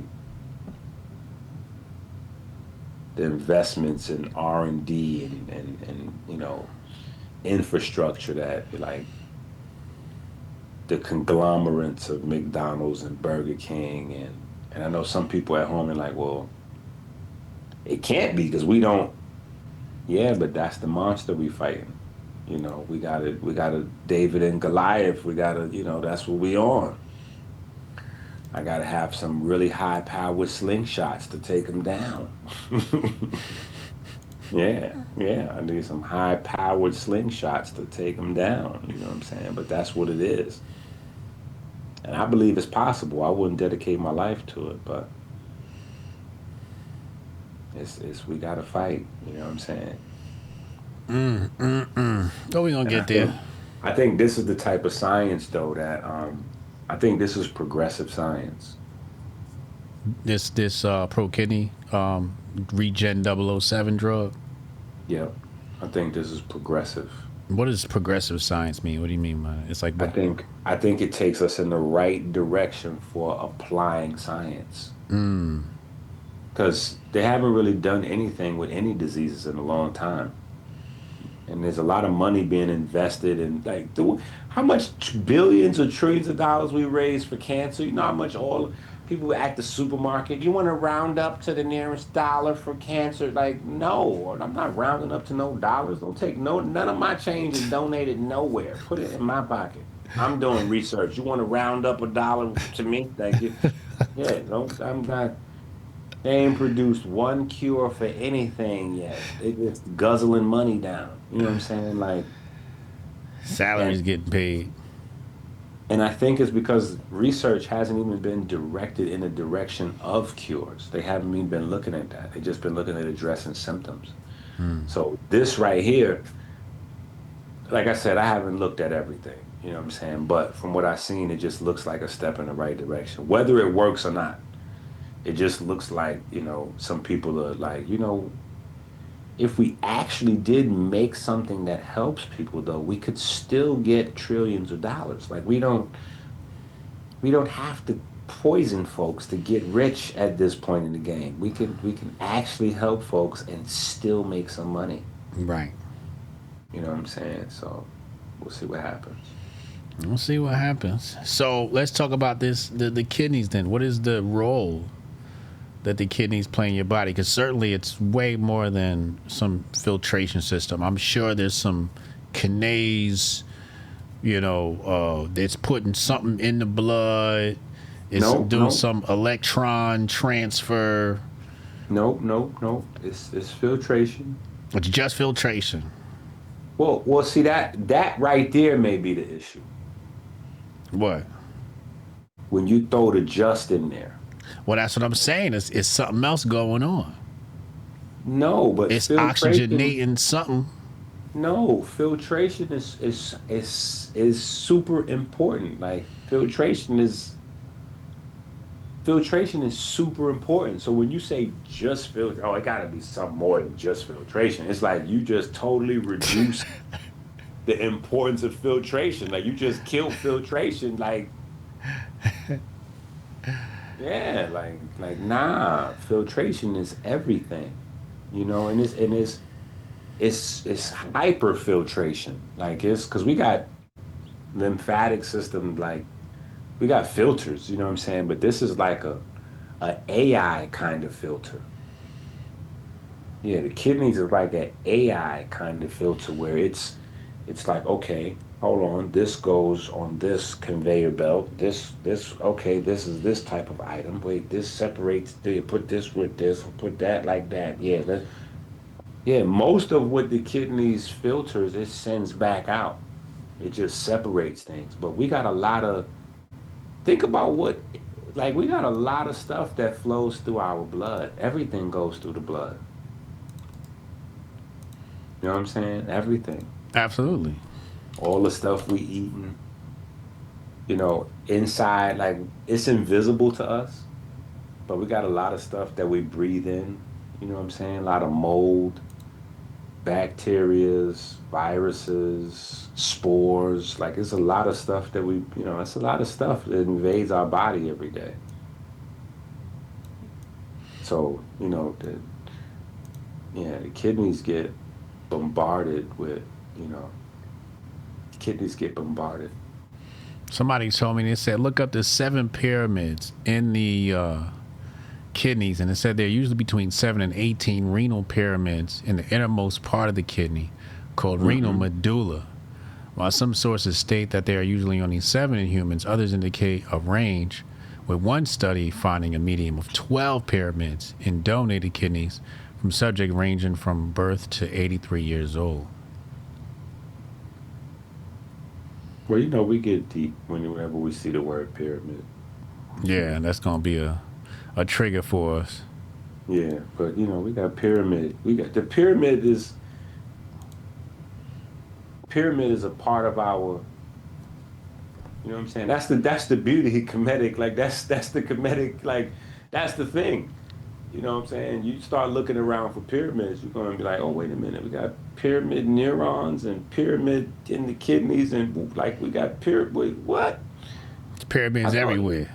I thought these was just on Giza. You know what I'm saying? So no, these are in the body. So the thing is, we know that the pyramids were in the body before they was on Giza. That's the monster. That they've always been in our body. It's just a matter of, like, what were they doing in Kemet where they started to externalize these structures? You know what I'm saying? And understand what shape does, the relationship of shape to energy. It was like, it was a cell tower for the smartphones.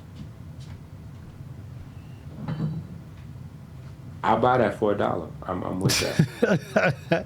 Actually, I am with that. I think that's, yeah, I don't know if you're getting ready to follow that up with moon rock, because you say crazy stuff and then you follow that, like, ladies and gentlemen, we got the moon rocks for 300 if you put it on. So I don't know if that was one of those, but I think there's some truth to that, though. Yeah? Yeah. Cell towers? The pyramid cell towers? Some truth to that. Not exactly like how you put that, but I think there's some truth to that, yeah. This is like, what do you call it? What's the shit that Elon put up in the sky for internet service? Okay, so here's the thing. You got to remember with Elon. I don't even know what you're talking about, but you got to remember with Elon. Elon got tight with Trump because Trump's uncle had Tesla's patents. And Tesla got all his stuff.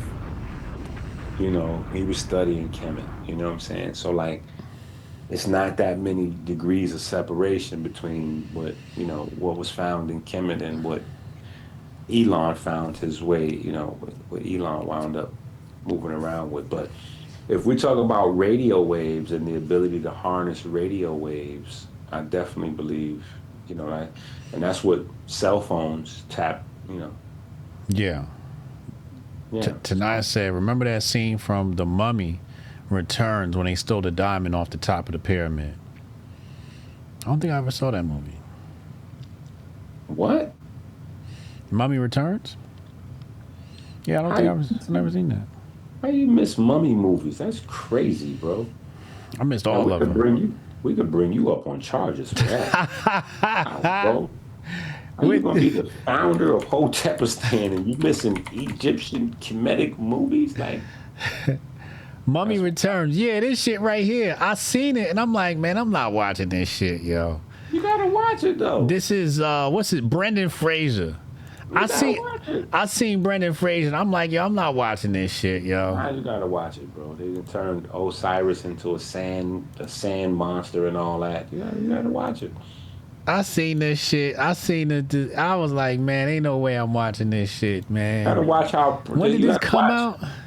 Listen, you gotta watch 99. Yeah, I skipped pop over culture. this. Listen, you gotta see how pop culture venerates your ancestors and denigrates your ancestors. Right.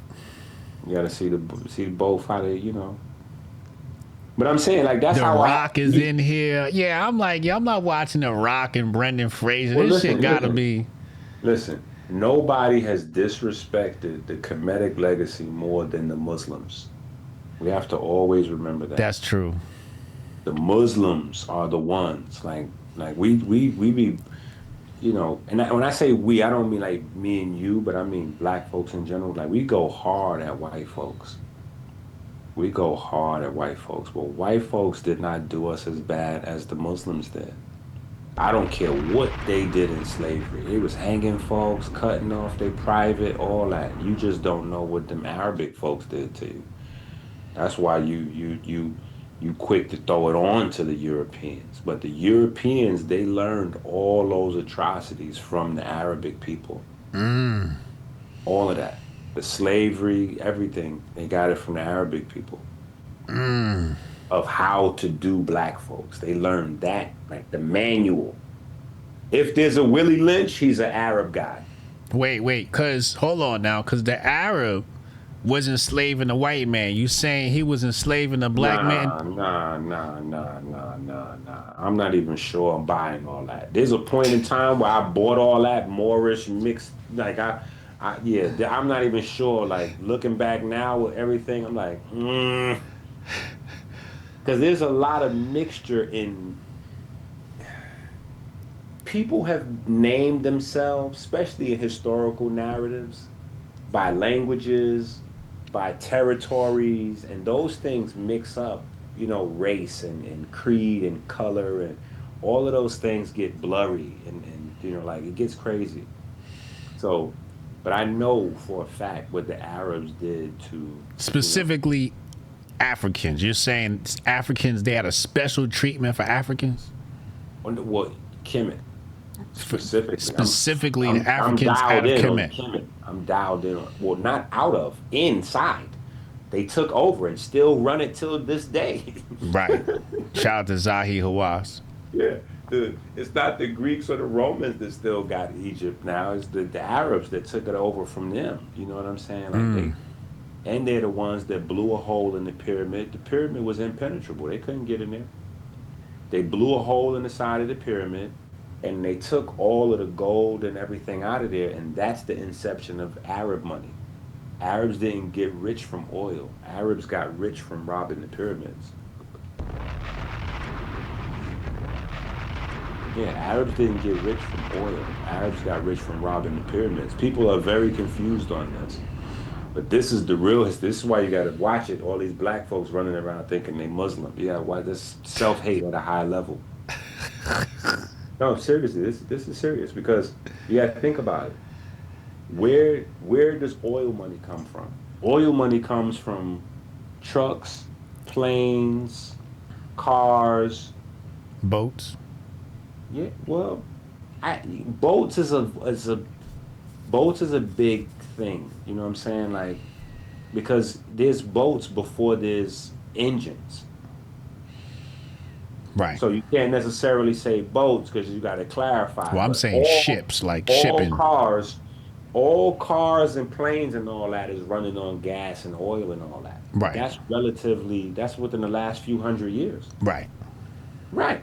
So that ain't no Arab money. That ain't where their wealth came from. That only started popping in the last couple hundred years. Yeah, where they get rich from? Where was they rich from before the 1800s and the 1700s when there was no cars and planes and all that? They wasn't selling oil all over the world. No, they was melting down. They was smelting everything they stole from the pyramids. That's where they got their money from. Their whole everything. Arabs owe their whole entire existence to North Africans, dark-skinned North Africans, because what they didn't get from stealing from directly the objects, the gold, and all that, they got from the papyri, the intellectual property that they stole, so that they could tell the world that, oh yeah, we came up with algebra and blah blah blah. Get your y'all ain't came up with no algebra. Stop that. What are you talking about? Y'all stole the papers. Literally, that's the first thing they did. That's the first thing they decoded. The same guy that orchestrated blowing the hole in the side of the pyramid is also the guy that put out the first algebra text. Uh, Yeah. 20 years after he blew a hole in the side of the pyramid. Come on now. Two plus two is four every time. So their intellectual property comes from Kemet. Their actual property comes from Kemet. And before that time period, they were wandering throughout the desert homeless. So all of a sudden, they blow a hole in the side of the pyramid, and they got more gold than they know what to do with it. And the pyramids don't have any gold in there afterwards. right. So there's a huge transfer of wealth. The pyramids is missing the gold, and the Arabs all of a sudden have the gold. Very interesting. Lots of it. Lots of it, right? And then it goes even further because they created this idea of mumia. Mumia is the fact that the mummies were good for medicine. Right. So you eat the mummies for medicine. Right. Well, that's a very finite practice. Sounds like necromancy. No, not necromancy. Not even close. Necromancy is like thinking you bringing dead people back to life and all that. This is They were cannibalism. they were eating the mummies. This is cannibalism. Yeah, but they turned it into an industry Right. and they start selling the mummies to Europeans to eat. So European medicine starts off with Egyptian mummies. And then once the mummies run out, they just start snatching dudes, repackaging them. Selling fake mummies. Well, they just black folks. And after a while, they just selling black folks to eat. You know what I'm saying? Yeah. But my point is, none of the atrocities that went down in slavery don't even count. They don't even come close to what the Arabs did.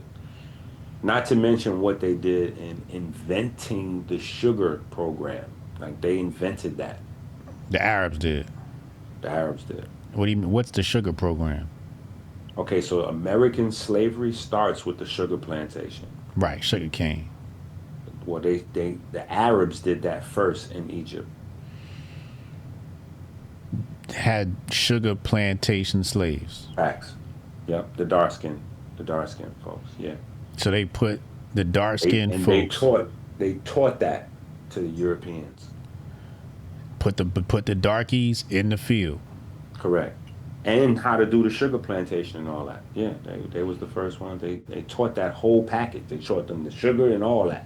So this is how we get to those stories where the Moors, the miseducated Moors, like to run around and be like, "Oh yeah, but it was no, the white folks, they didn't know nothing. So Christopher Columbus had to have a Moor on the ship and show him how to get to woo woo woo." Yeah, it was a Moor on the ship, all right. But that's because they was partners. They wasn't like they was partners. Those was the Arabs partnered up with the Europeans against the black folks. Yeah, so that's not what the thing. Yeah. Yeah, I've been studying Moorish history, and I'm not finding a whole lot of Africans a part of this. In fact, the book I'm reading refers to the Africans as Africans are part of the Moorish Empire, as Berbers or savages, or barbarians. It's a whole it's a lot with that because you got to unpack, and that's the part that's tough because when you go back, you got to wrestle with African versus black versus Arab versus white, because there's white Africans, there are Arab Africans, there are Right. black, like it's so all of those. So so that whole idea, like, that we get from the militants that we inherited, a lot of that is a lot of ignorance, you know what I'm saying? Because it's like, oh, well, hold up, French Montana's African. Like, what are we doing right now? You know what I'm saying? Like, what do we, and French Montana is Moroccan. He is How Moroccan. about that? French Montana is a Moor. So wrestle with that. Everybody running around with vests that never been to Morocco. You know what I'm saying? Wrestle with the fact that French Montana is a Moor, a real Moor, not Sabir Bay type. You know what I'm saying? Like the real thing. So. So it says here in this text, the word Moor is conveniently used to signify Arabs and other Mohammedans in Spain, but properly it should only be applied to Berbers of North Africa and Spain. In this volume, the term is used in its common acception unless Arabs are specifically distinguished from Berbers. Now, see, here's the thing. Here's the crazy part with the term Berber and North African, Uh right? huh.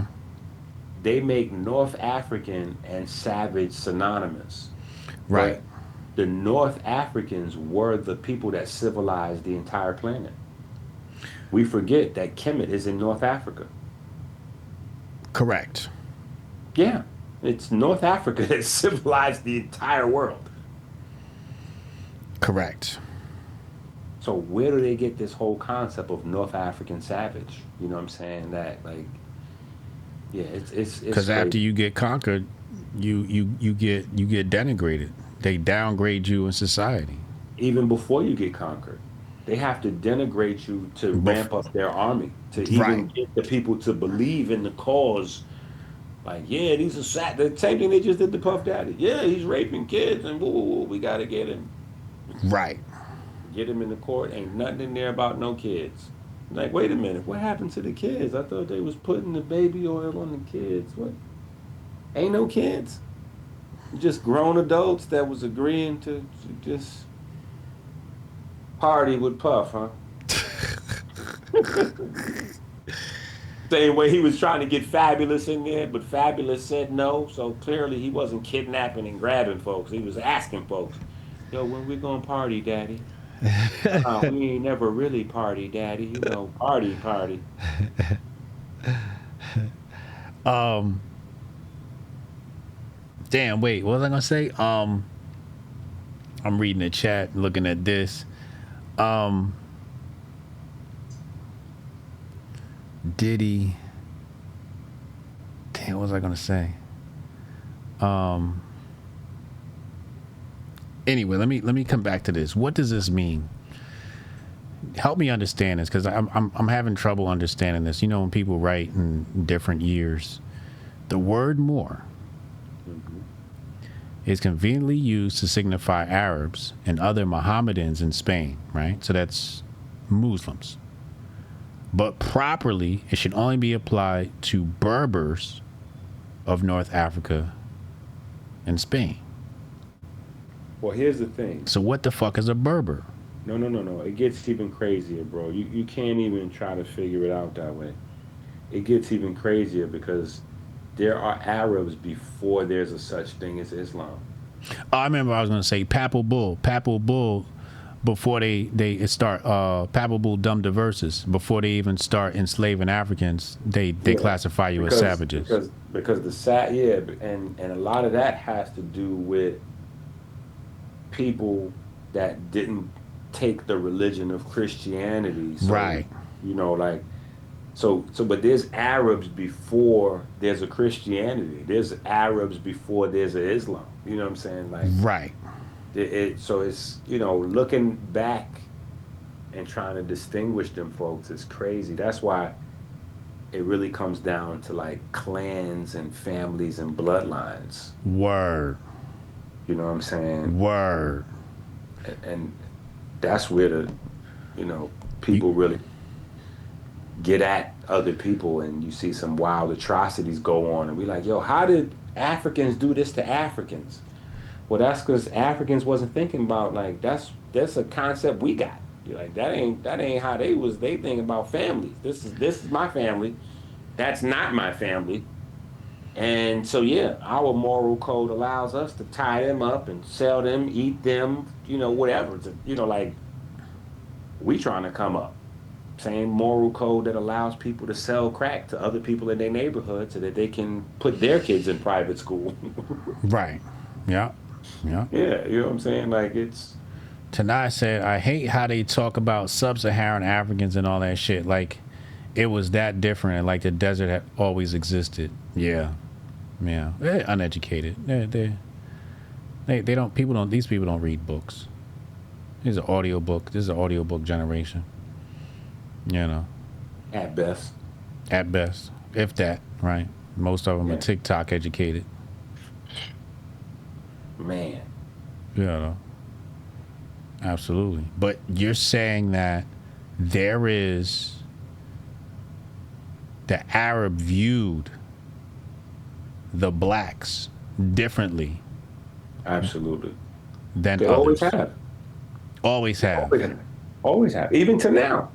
I had an argument with a popular YouTuber. We was going back and forth because he's a Muslim and he was talking about the 5%ers, like how the 5%ers ruined the neighborhood because all the 5%ers were selling crack and shooting people in the 80s and 90s and all that. And he's like, yeah, and what he was saying wasn't exactly wrong, but he was saying it in contradistinction to the Muslims. And I'm like, hold on, I'm from that era. You can pull that off on people that were not there. But I know the Arabs facilitated that whole, like we always give them a pass and blame white folks. No, the white folks brought the drugs and the guns into the community. Hold on. The white folks brought drugs and guns into America. They didn't really bring it into the communities per se. They might have bring it into a handful of communities in Cali maybe, but that's not every community in America. That's not how that goes. Because in my community, if we want to talk about crime in New York, crime in New York was propagated by Arabs. What? Arabs, absolutely. What do you mean? I mean, if you needed guns, bullets, you needed even hand grenades and all that, you could get that from the Arabs. I'm dead serious. You can get that from the Arabs. Grenades? I If need you that nigga needed, number. well, this is back in the days. Those ain't floating around like that no more. But you can get all that back in the days at the chicken spot. What? Yeah, grenades wasn't even that expensive. Let me You get know a what I'm saying? 2-piece and some grenades. Bro, you making light of it. I'm telling you, all this was for sale in the chicken spot. You know what I'm saying? Like you can get everything there. Not to mention that everything else that you needed to be a drug dealer, you had to get from the Arabs. Everything you needed. The bottles, the baggies, the scale, your cut, your whatever you was mixing your drugs with, all that you went to get from the Arabs. That was at the corner store. You're right. That was at the corner store. You're That's how they right. kept their hands clean because they're selling you the legal paraphernalia that you cannot be a drug dealer without. You can't get the little vials or baggies nowhere else but the Arabs. Yeah, you go to the Arabs and get your baggies. It had a little cherry on it. All that. Well, You you go put get your whatever you want to put scale. on that to get your stamp on there, but all that's from them. Everything you need to cook up, to mix, to weigh it out, all that come from the Arabs. And not only that, they've always had the porno market locked down. All the pornography came from them. You know what I'm saying? So even back in the days when people used to go to 42nd Street and all that, that was all ran by the Arabs. So they have never, like they've always put poison into killing. They've always made money off of killing black folks. At the liquor store. Everything. They've always that's how they've come up. Fried chicken spot. The only reason they like pretend, like it's, like DJ Khaled, like, is because it became profitable to like be a black person. Hold up, I got a beat, I got a rap song. Hold up, I'm in the hood. Like, hold on, hold. You in the hood, but what are you doing in the hood? Like you killing you selling porn and vows and like you with them. You ain't just because you here don't mean you with us. The landlord is in the hood, but that don't mean the landlord is with us. The landlord is a little tiny Jewish man. He ain't with us. He ain't getting ready to drop an album. You know what I'm saying? Like, what are we doing? You know what I'm saying? But they always get to escape. You know what I'm saying? Like, they always get the get out of jail free card. Like, people bang on Drake. Drake daddy is black. DJ Khaled people is with them. They ain't never been aligned. He ain't even got half his family in a line. Like DJ Khaled family been eating, killing, chopping up black folks since they existed. See, that's my thing. Like, we got the whole Iran war going on, and niggas like, oh, we got to stand with Iran. I'm like, do you know their history against black folks, then Persia and all that? You want me to? Yeah. That's why I be like, I'm minding my business. I ain't got nothing to say about that. I ain't see no Iran folks talking about they got to come into America and straighten out the Bloods and the Crips. I ain't see none of that never happening. I've never seen Iran putting the effort together like, oh my God, this gang violence is so crazy. We need to, crack is tearing up the black community. We need to straighten it. Like, no, they was benefiting. They was like, oh, wait a minute, are they buying scales? Can we get in there and can we get some money off them? Can we open up some bootleg clothes? Can we sell them the paraphernalia to sell the drugs and then sell them the clothes that look like they're fashion? Like, how many ways can we pimp them? Let's get in there and they opened up the bootleg clothes spots and all that too. Yeah, they've always pimped black folks, like. So I just we give white folks a hard time, but we got to stop that. That's the shit I be saying. Niggas calling me a sellout and a coon. Like, oh, you just selling out to Israel. I'm like, nah, I'm talking about history. I say this. Whatever the history was in the last 100 years, there is no other group of people that has created more black millionaires than Jewish people. Now, I'm separating everything else. I ain't saying they ain't violated and did this and that and blah, blah, blah, blah, blah. I ain't saying, but I'm just saying, in terms of making black millionaires, there's no other group that has made more black millionaires and even some black billionaires than Jewish folks. So why is that? That might be a whole nother show. We might need to do that. Because I'm looking at my success, right? Now I got a couple of Anglo-Saxons that throw me some looks, but the Jewish man put me on TV. Well, here's the thing. Jewish folks are empowered by what? I don't know what. Because we could get deep, but we could just keep it on the surface level here. How are Jewish people empowered? I don't know. The Bible. Okay. Yes. Yeah. Okay. Well, how long can you actually study the Bible without finding out who the Bible is really talking about? Grand opening, grand closing. And nobody studies the Bible more than they do. So what are you saying? I'm saying they paying tithes.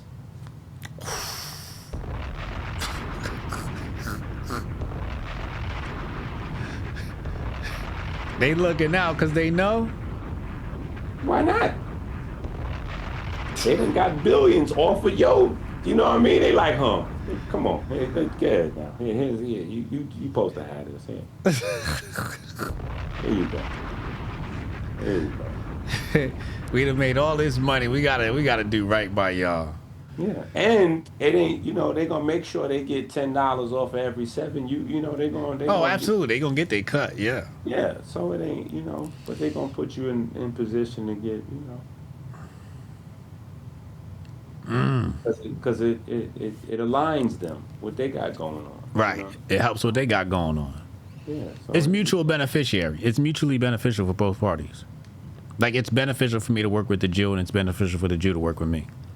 Well, it's beneficial for us to work with anybody that wants to work with us. Ooh. That's a bar. Say that again. It's beneficial for us to work with anybody that wants to work with us. Mm-hmm. You know what I'm saying? In an empowering capacity. You know what I'm saying? Right. But just the numbers, like if we just abstract it out and we just look at, because, we've had so many different, like we could go through different, the Chinese folks did us like this, the Japanese, like we could go through our plights with all the other groups of, like we can go around the globe with plights and complainings.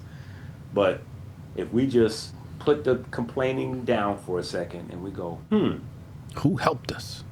who has helped us create the most millionaires and billionaires out of all the other nationalities on earth?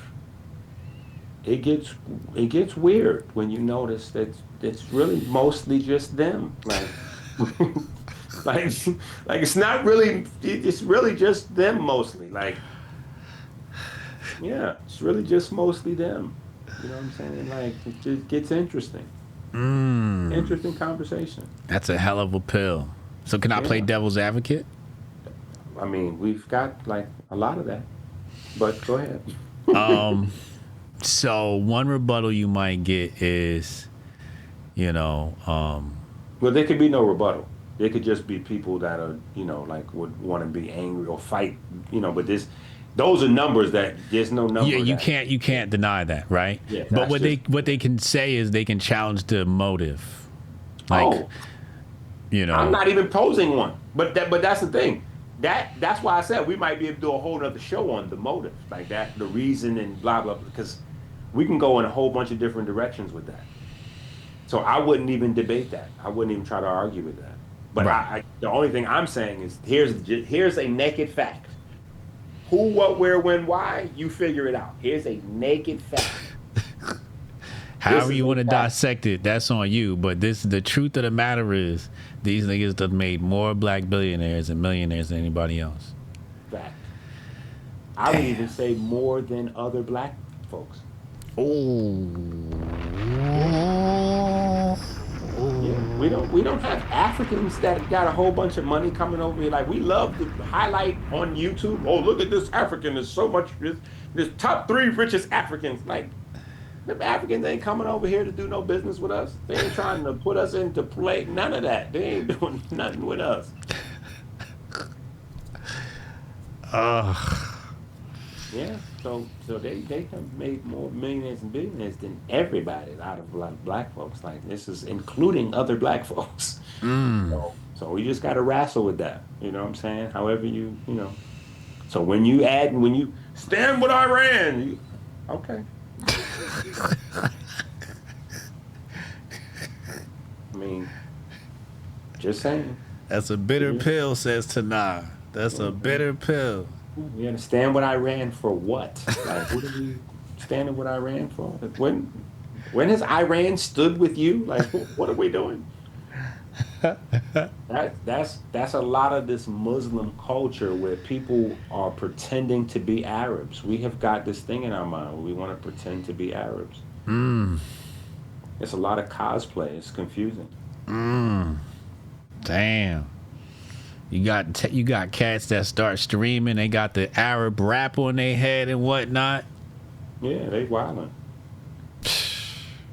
They wildin'. Those are the people who, like rats, they blew a hole in the side of the pyramid and stole, like rats, chew a hole in the side of your house and sneak into your kitchen and steal food. Like, yeah, that's what that is. That can't fool me.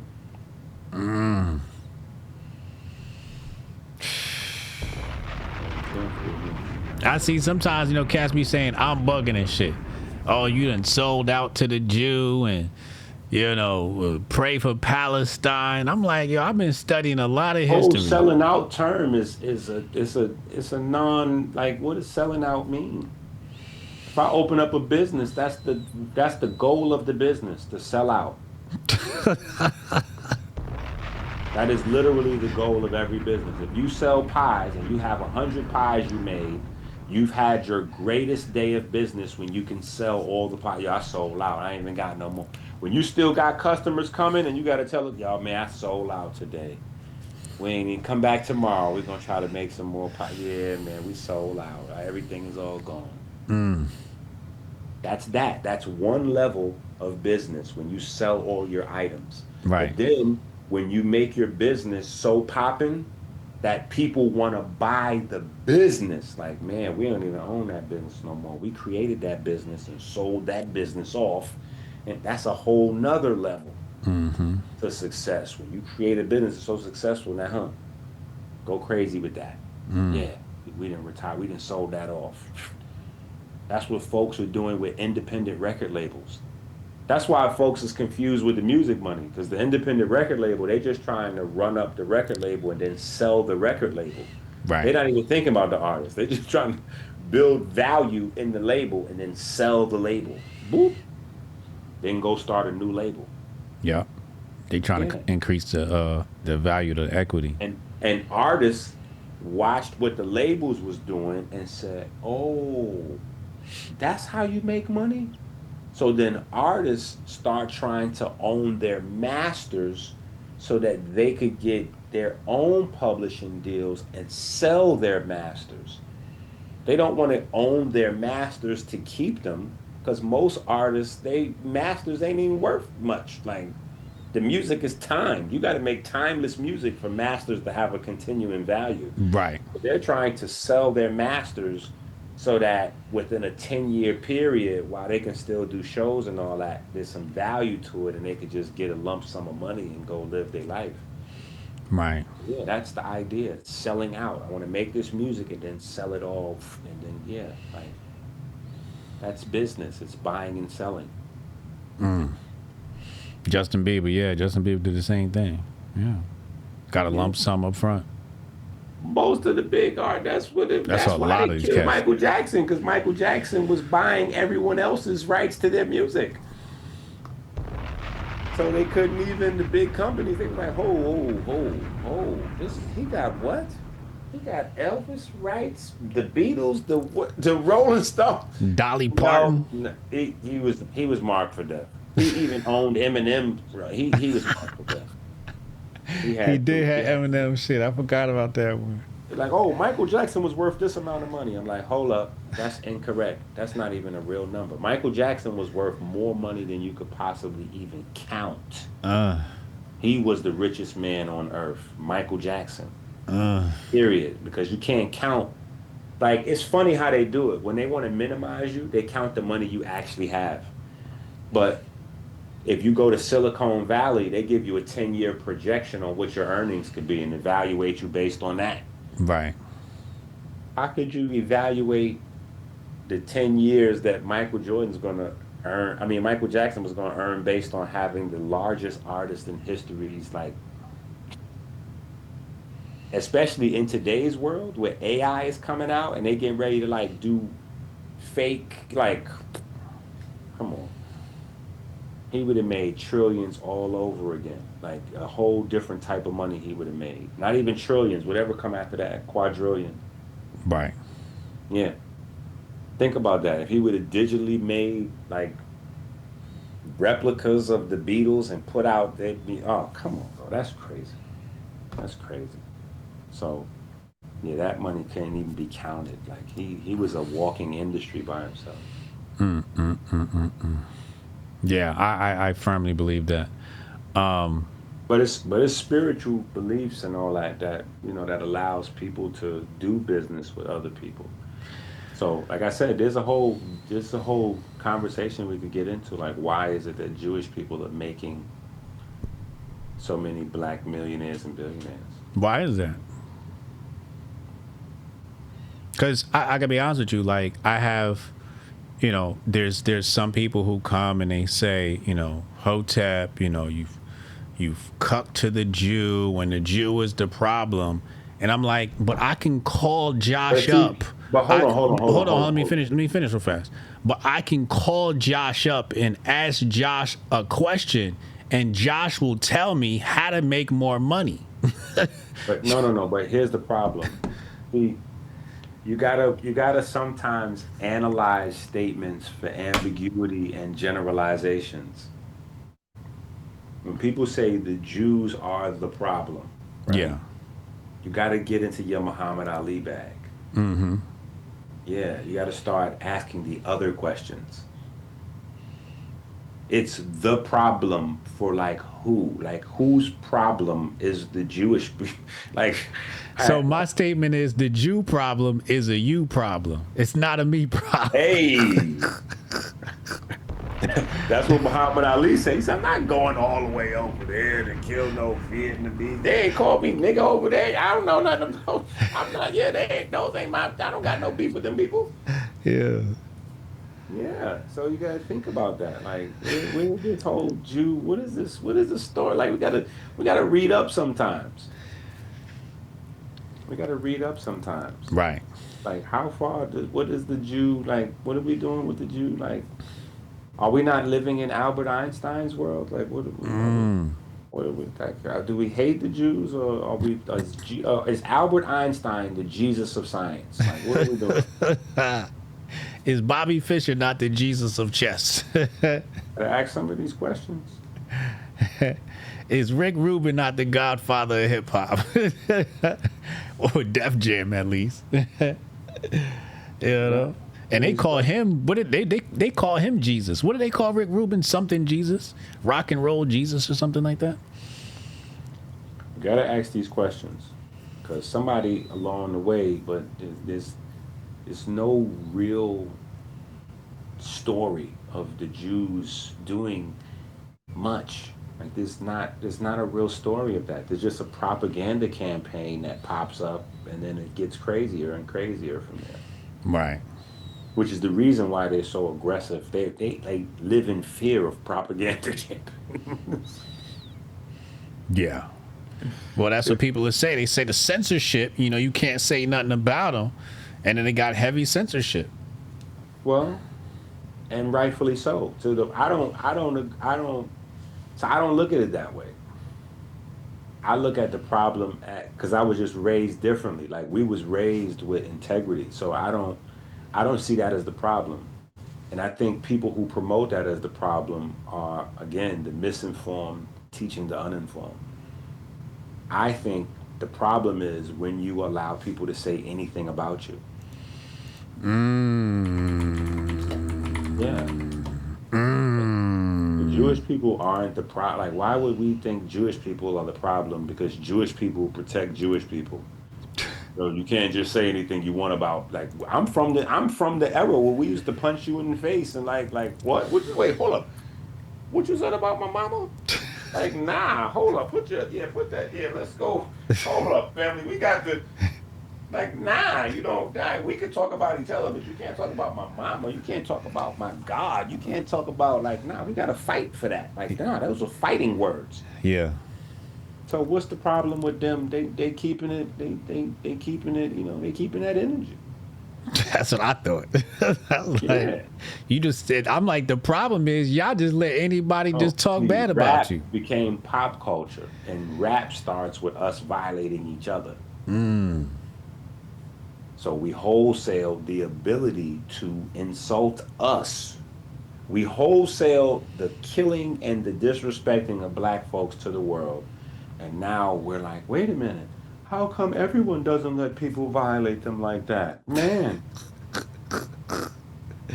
you're telling us that the people who own the media don't want things that are insulting put in the things that they own? Wait, what? How dare they? I'm like, are y'all stupid?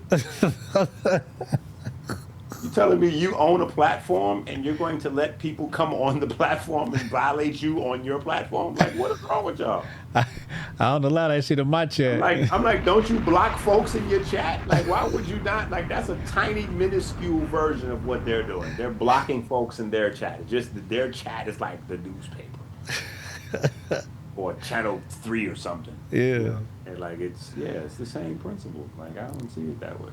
And I just want the same energy for, like, you know, China, right? Like, China, you can't say certain shit about Chinese people in Hollywood.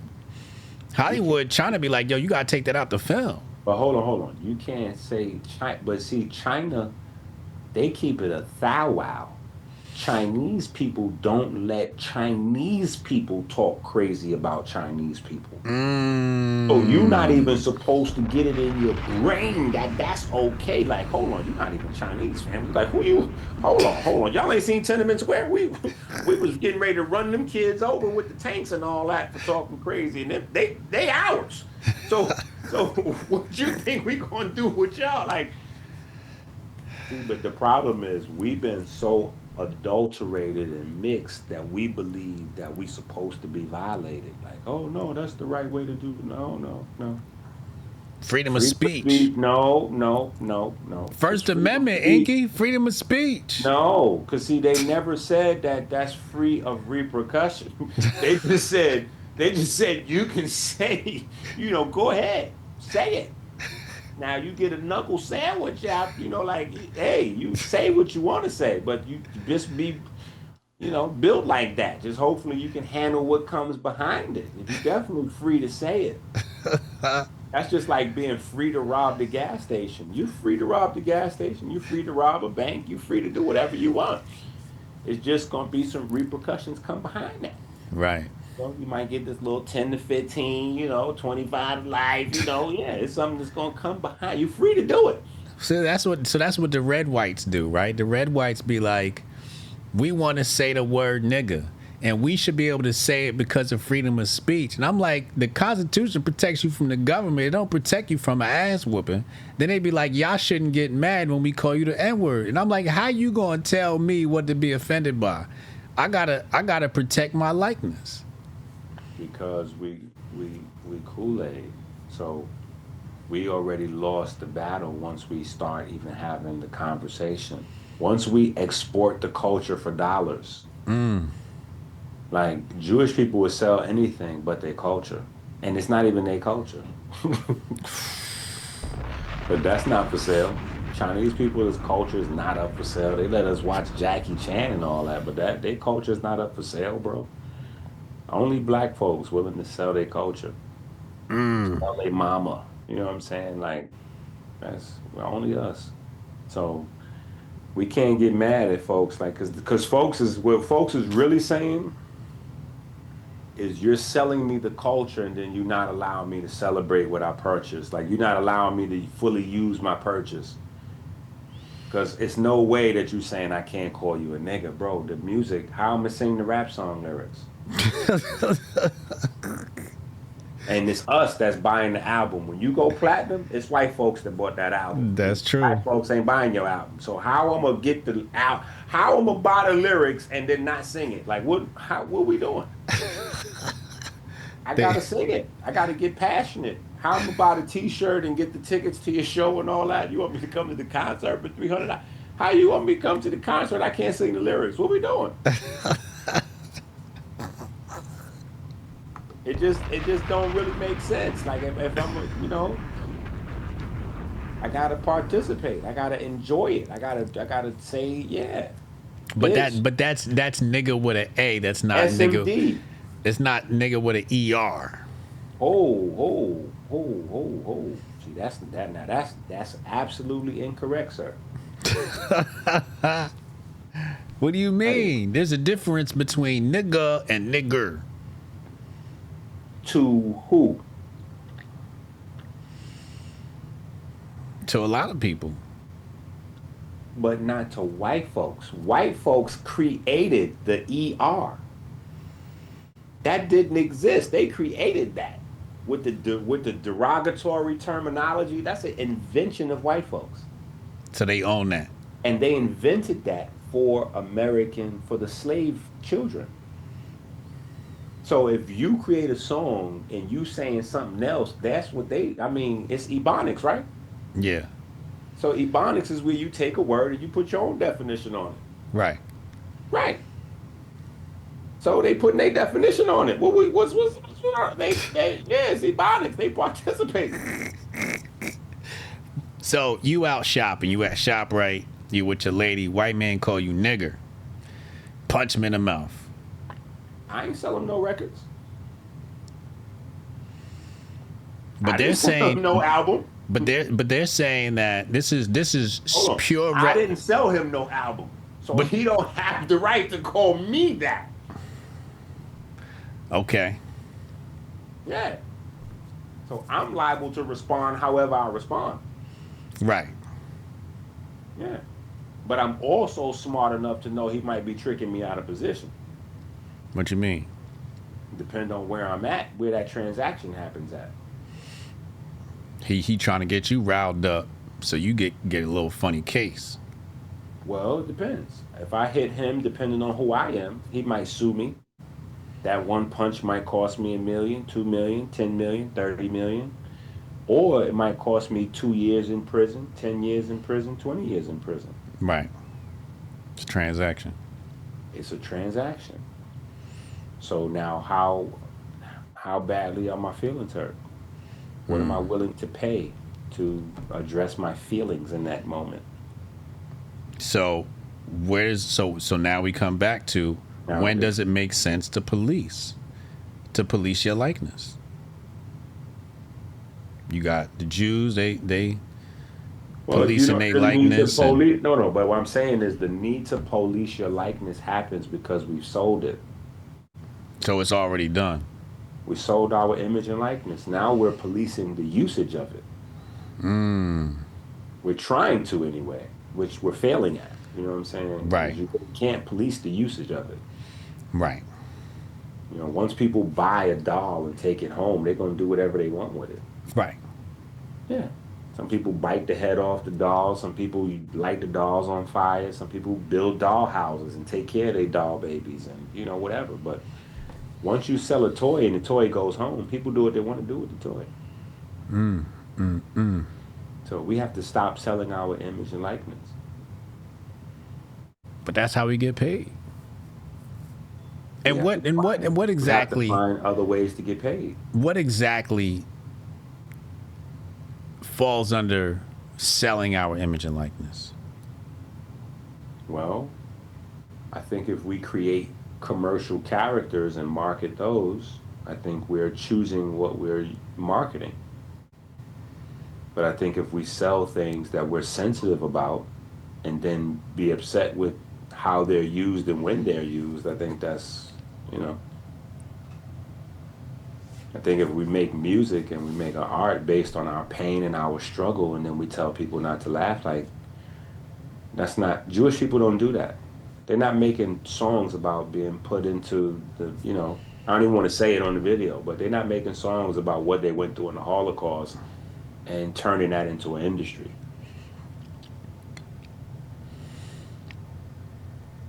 And then saying, yo, don't, yo, if you mention oven, bro, like, yo, let me see, yo, if you mention oven, it's go time. Like that, they're not doing that. You know what I'm saying? That's what we're doing.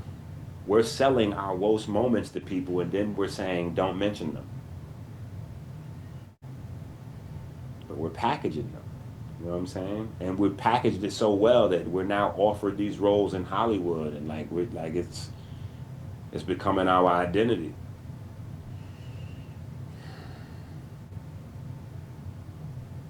And to me, it's a false identity because we created the pyramids. We're not illiterate people. We didn't invent Ebonics, like none of that. Illiteracy, innumeracy, Ebonics, all that was imported with the Europeans that got expelled from Europe. When they got rid of their rapists and criminals to populate America, they came with that culture. Irish and all of that.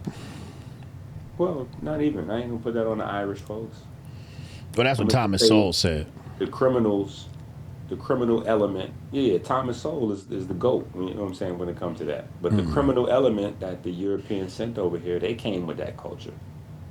Right. And because, you know, we were forced into slave labor and free labor, and, we had to live up underneath these people, we adopted those ways. And then as they accumulated wealth and did what wealth allows you to do, which is educate yourself, they moved away from their ways and we retained them.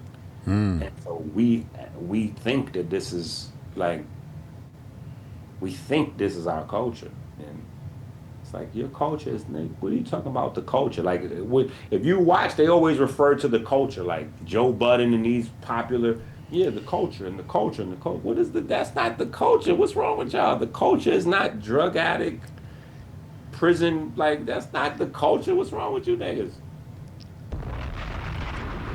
And I said niggas on purpose. I really mean that. With the ER, like with the A. That's not the culture. No, that's This not hip hop shit is not the culture. I don't even say that that's hip hop. Mob Deep. I don't even say that's hip hop. Like it's all different. It's all different ways to pick it apart. We was talking about this the other day because there's a whole lot of hoopla about Essence Fest, and Essence Fest is mad. But here's the thing. To bring it all back, you know what I'm saying? So we're not so far astray, like this is the reason why it is the diabetes and the kidneys and the this and the that and the other. Why? Because of the culture, quote unquote. The culture is killing us. Well, you eat slop, and we haven't changed that. That's what you eat, the scraps, the slop. The parts of the animals that no one else wants to eat. You get the leftover half-rotten vegetables. You get the milk that's a day from going bad. You get Oxtails. slop. You get the slop. So with the slop comes metabolic disease. With the worst jobs comes metabolic disease, because with the worst jobs come the highest levels of stress. Facts. Yeah. So cortisol through the roof, anabolic hormones through the floor, mitochondria function through the floor. Low education, and just a whole plethora of things.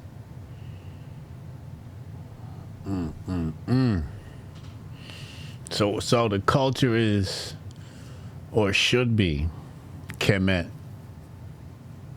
science, health. I would say based on Kemet. Based on Kemet. Yeah, I would say based on Kemet. How do you? I wouldn't say Kemet, because Kemet is mad old. Right. But I would say based on, absolutely. How do you Yeah, we don't want to base anything on us at our worst. Like, that's the craziest part. Like, why would we base a culture on us as crack addicts or crack dealers? Like, that's crazy. Like, that's what we're doing. That's the culture. That's our heyday. Our heyday is when we were dealing and using crack. Like, that's our thing now in America.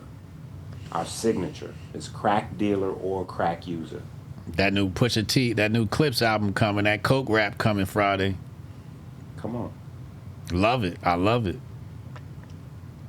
And the crazy thing is, the album is Let God Sort Them Out. Yeah. It looks like God done sorted the brother out.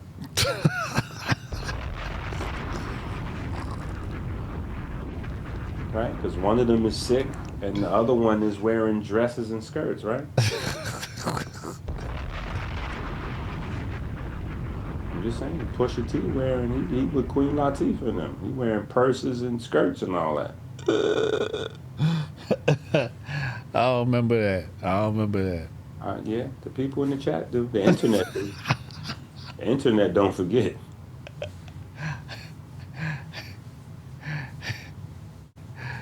The album gonna be fire though. It might. It's gonna be crazy. It's gonna be nuts. It might. So why do I love the Coke rap so much? Why is that like one of my favorites? I mean, it started. You know, it's funny. That didn't start with us. Damn. That the pop culture of that started with Tony Montana. It did start with Tony Montana. You know what I'm saying? The idea though, so the idea came into the community from the freedom fighters. This is how we fell in love with the jail thing, but we lost the science. That's what happens when you break the elder generations from the younger generations. You don't have the science and don't.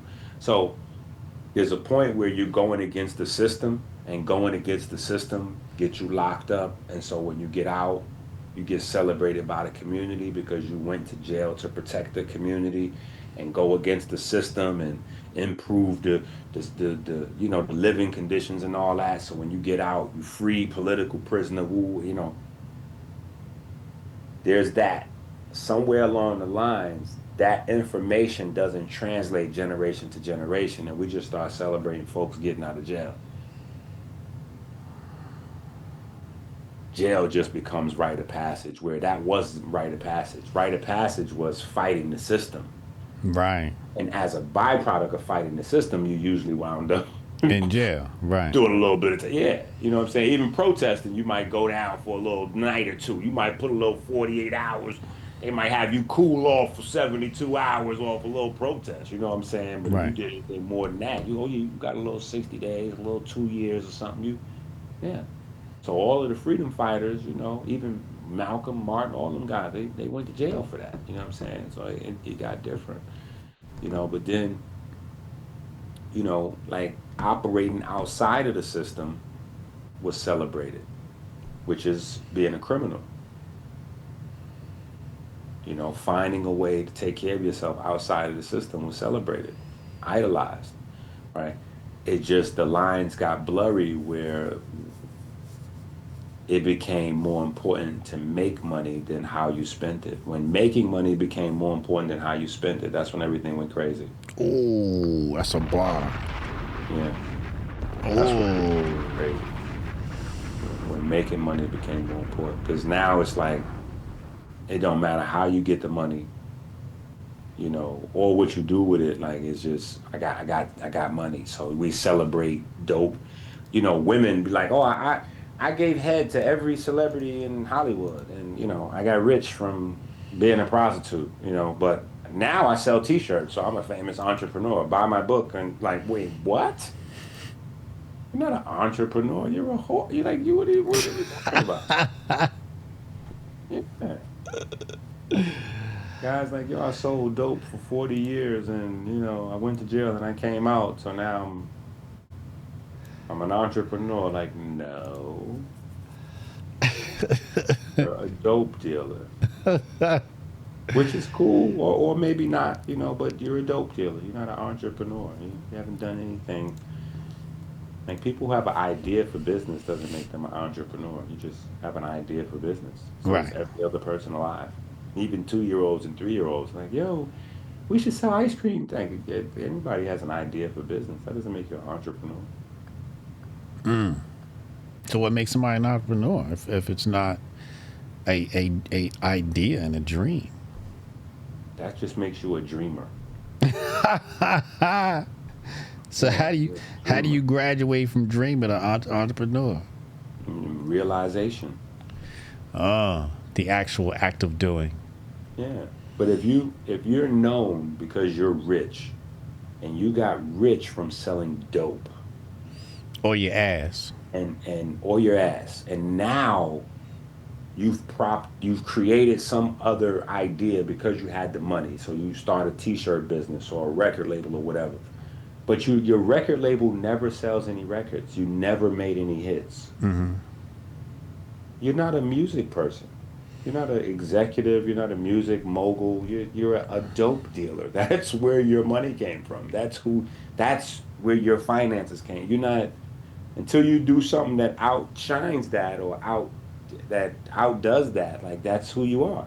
What? Let's say you pimp girls online, and you make Okay. millions of dollars pimping girls online. You know, managing OnlyFans accounts or whatever, and then you turn around and you start an online help group for men, and that starts to make you money. Are we talking about Andrew? What's his name?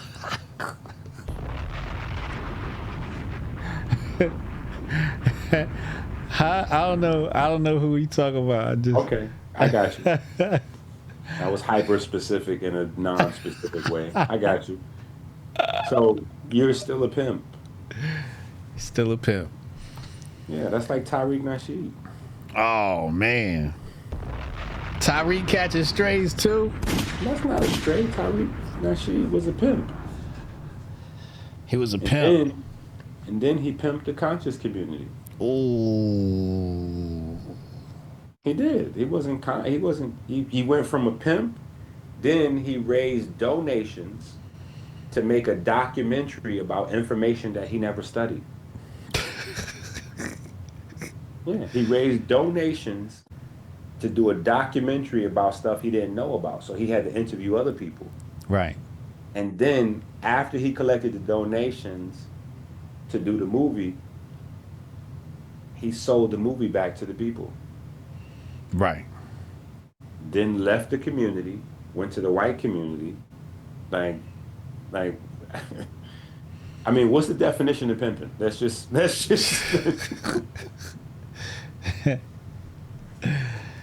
And now he's like anti dark skinned people. Like his whole, if you listen to him talk, he's very anti black people.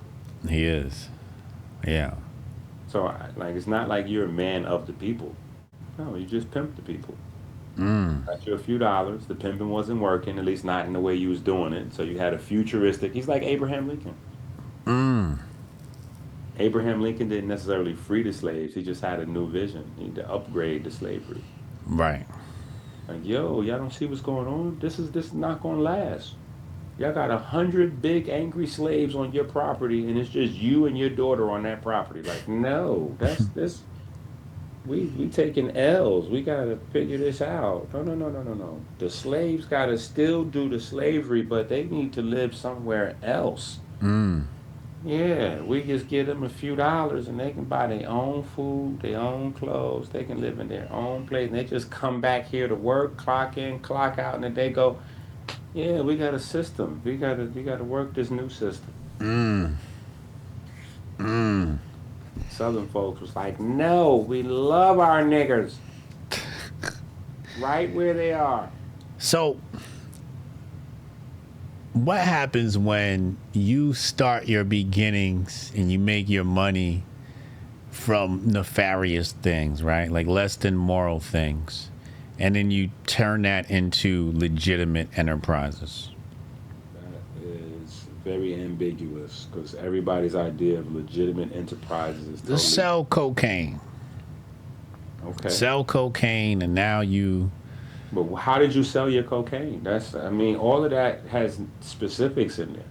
Right, There's people that sell cocaine that are a pleasure to be around. right, They help everybody they come in contact with. right. They don't hurt anybody and they don't create new coke addicts. They That's only also true. service a need that already exists. That's true.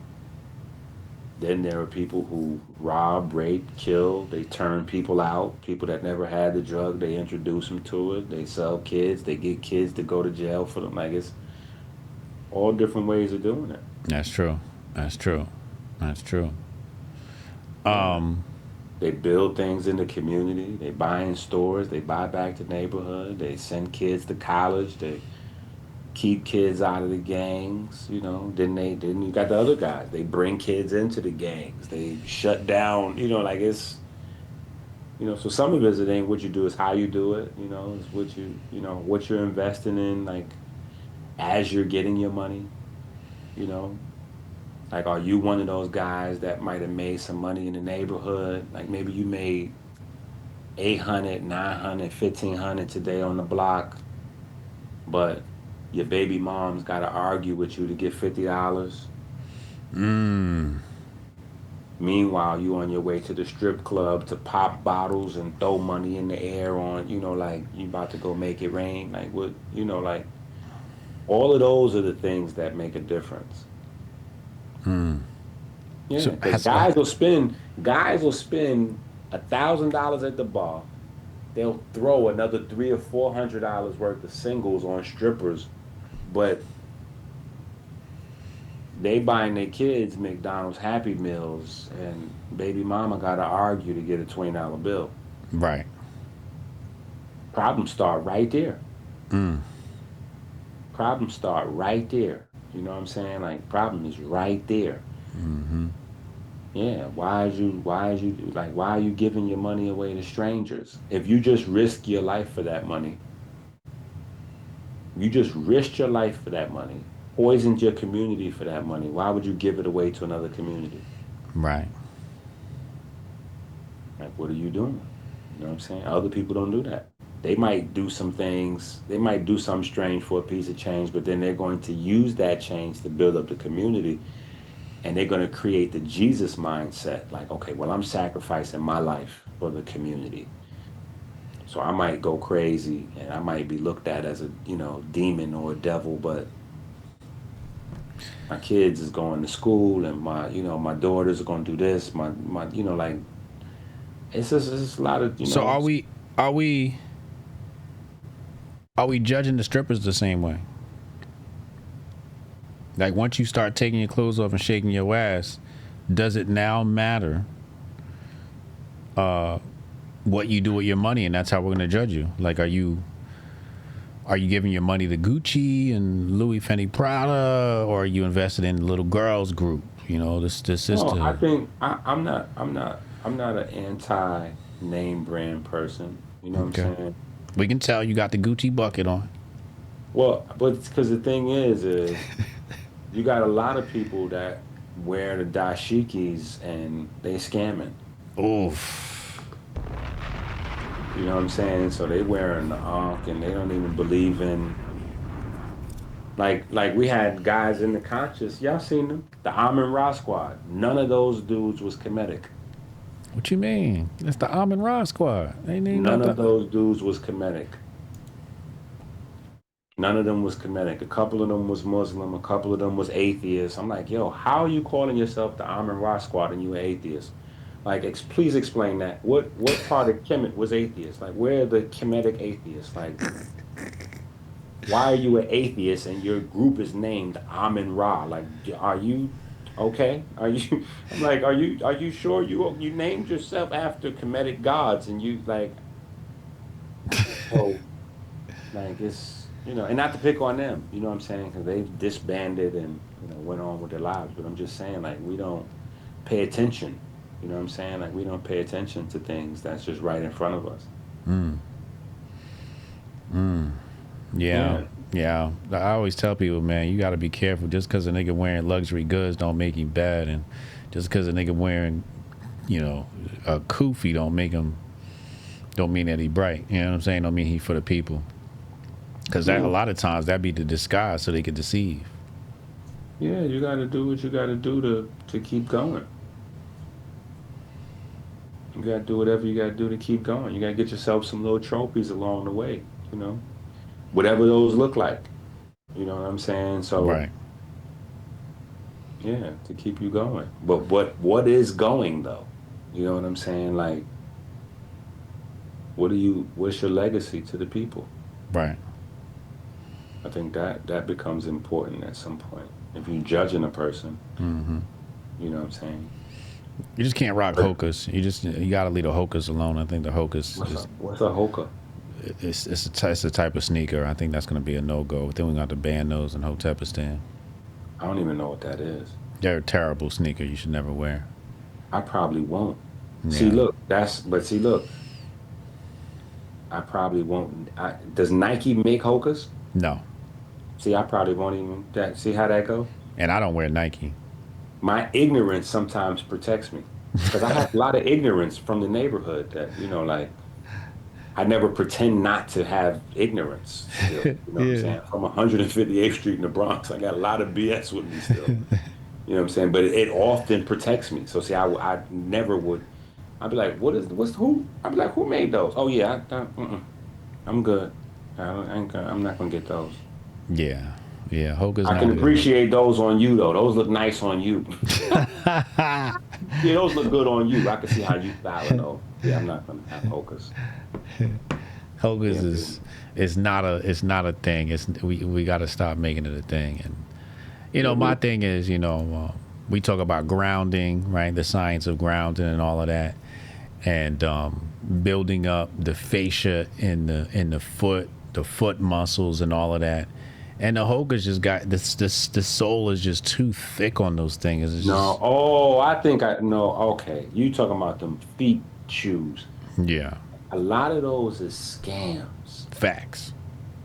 Cause see, what they're doing is making sneakers without no sneaker. See, that's a scam. That's what that is.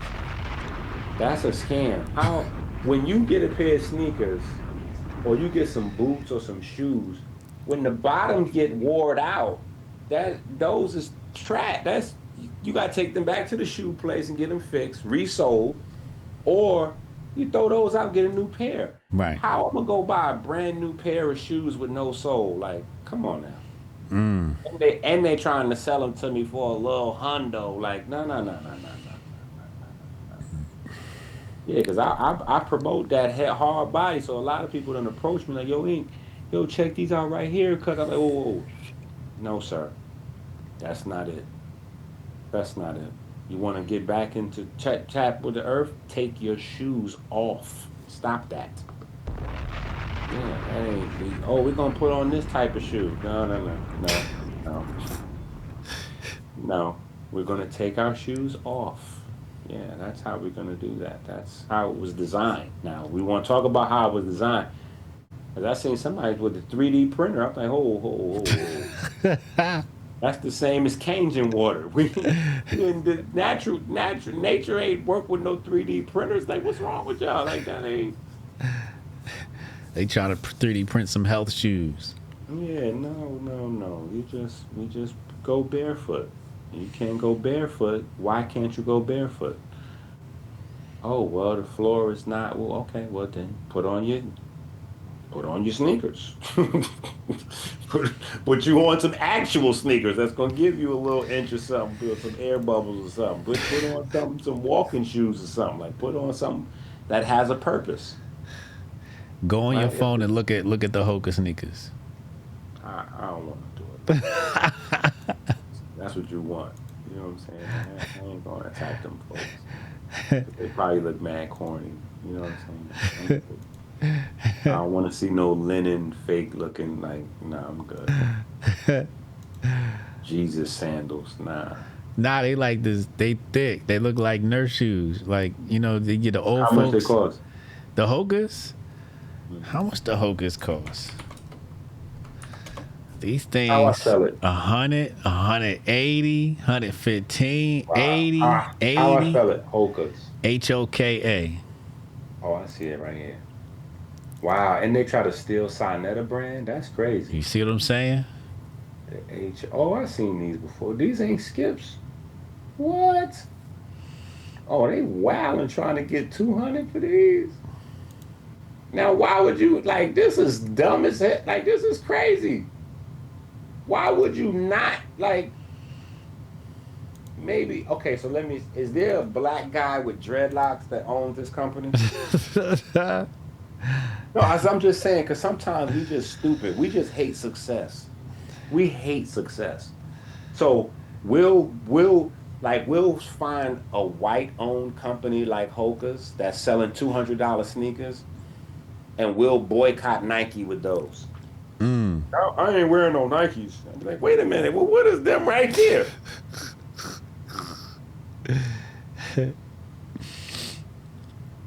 I'm on the website now. I don't see anything I like on here. I had a conversation with a brother one time.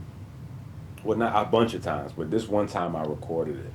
And he was like, yeah, I ain't down with no Freemasons because Freemasons take oaths. Like, well, what's wrong with taking an oath? What do you mean? What's wrong with taking an oath? They not taking an oath to their people. They taking oaths to other people. I'm like, hold on, wait a minute. Okay, let's walk this down. You got a cell phone? He was like, yeah. I was like, okay. How you get that cell phone? Like, what is that? What are you even talking about? I was like, well, how you get the cell phone?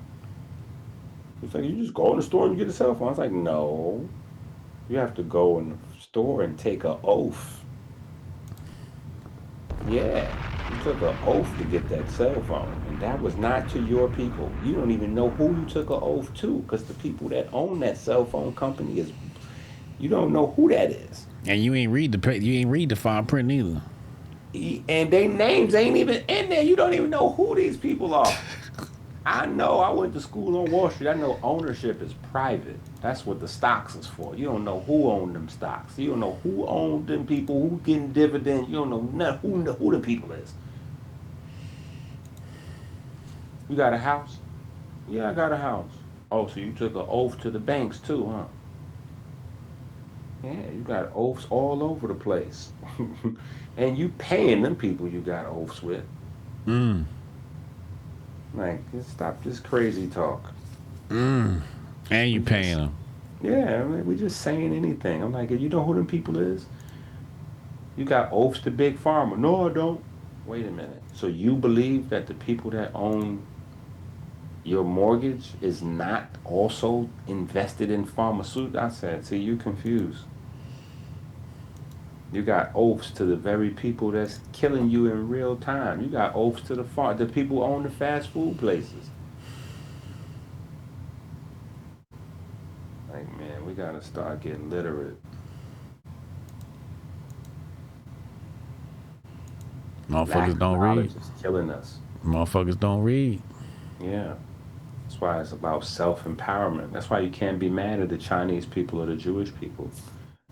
Because they came to these realizations a long time ago and was like, oh, so we just got to get money and get ourselves together and, okay, we got to just do our thing. Got it. Got it. 'Cause otherwise, we subject to everything. Okay. Gotta do Rule us. number 1, stop all this crazy talking. Do business with everybody. Rule number 2, prioritize self over everyone else. Rule number 3, refer back to rules number 1 and 2.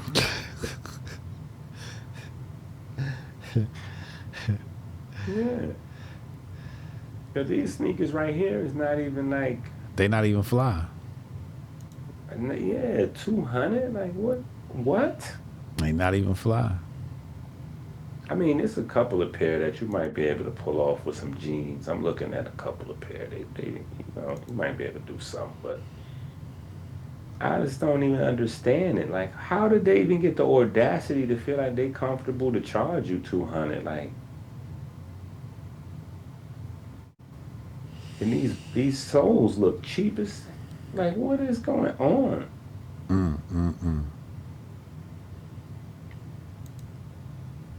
Yeah, I never even heard of this. But Hocus. these look like the same sneakers that's on Amazon for $25. Facts. We used to make fun of kids in school for wearing sneakers like that. And these folks here, I believe this company is trolling. I think they getting rich by trolling. No, you laughing. I believe they getting rich by trolling, because here's the thing. You know, people believe if you charge a lot of money for it, it has value. Correct.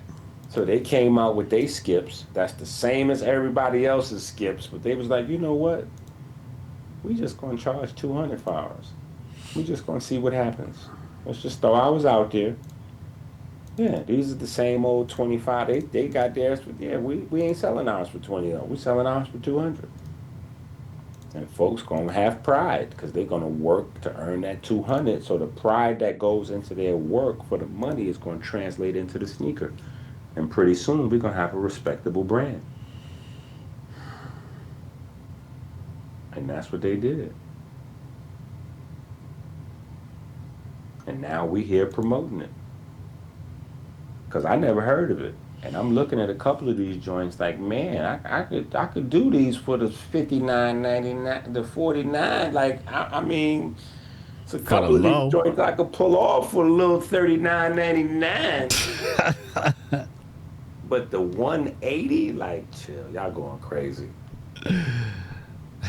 Y'all going crazy. I would have to wear a pair of them and see that they're extremely comfortable because I'm at that place in my life where I need the shoes to really work like a shoe is supposed to work now.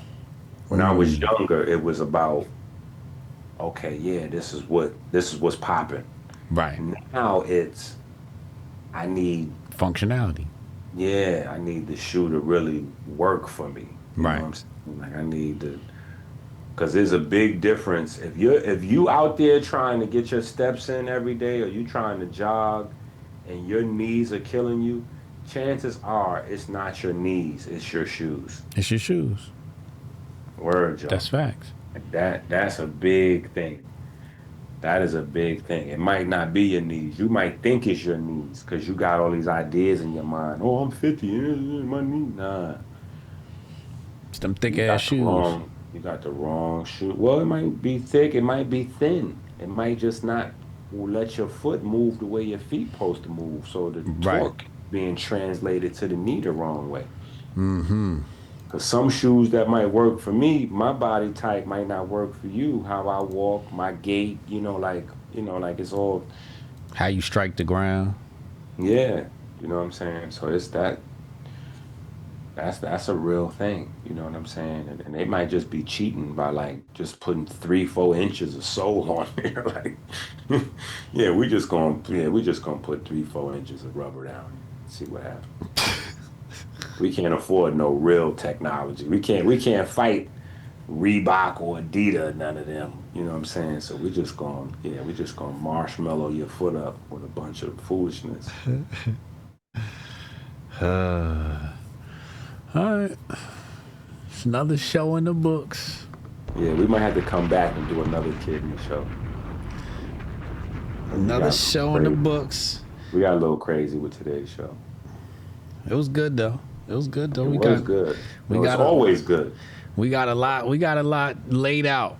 Lot of things got cleared up today. Just want to make sure everybody's clear on, So clarity is always good. We got the Jewish folk convo cleared up. Got that cleared up. That was important. Maybe. Not for everybody. I got the moon rocks on sale right here. That's the thing. Look, we clear that up for who? That might not be important for everybody. We got it cleared up for me. Well, that makes it important for me. We got it cleared up for me so these niggas could shut the fuck up crying about Jews all the fucking time. Uneducated. Don't get me to start cussing. Just uneducated, just not thinking. Just use your brain for half a second. You know what I'm saying? Like, you don't even got to read books to just see how the shit y'all saying don't make sense. You duped into something. That's a master statistic right there. Right? When we look at all these other groups of people that we do business with every single day, we sign contracts with every single day, we do business with every group of people. Swedish, German, Irish, Puerto Rican, Dominican, Haitian, Jamaican, Africans, all Chinese, Japanese, all kind of eases, like all that. Berbers, Arabs, everything.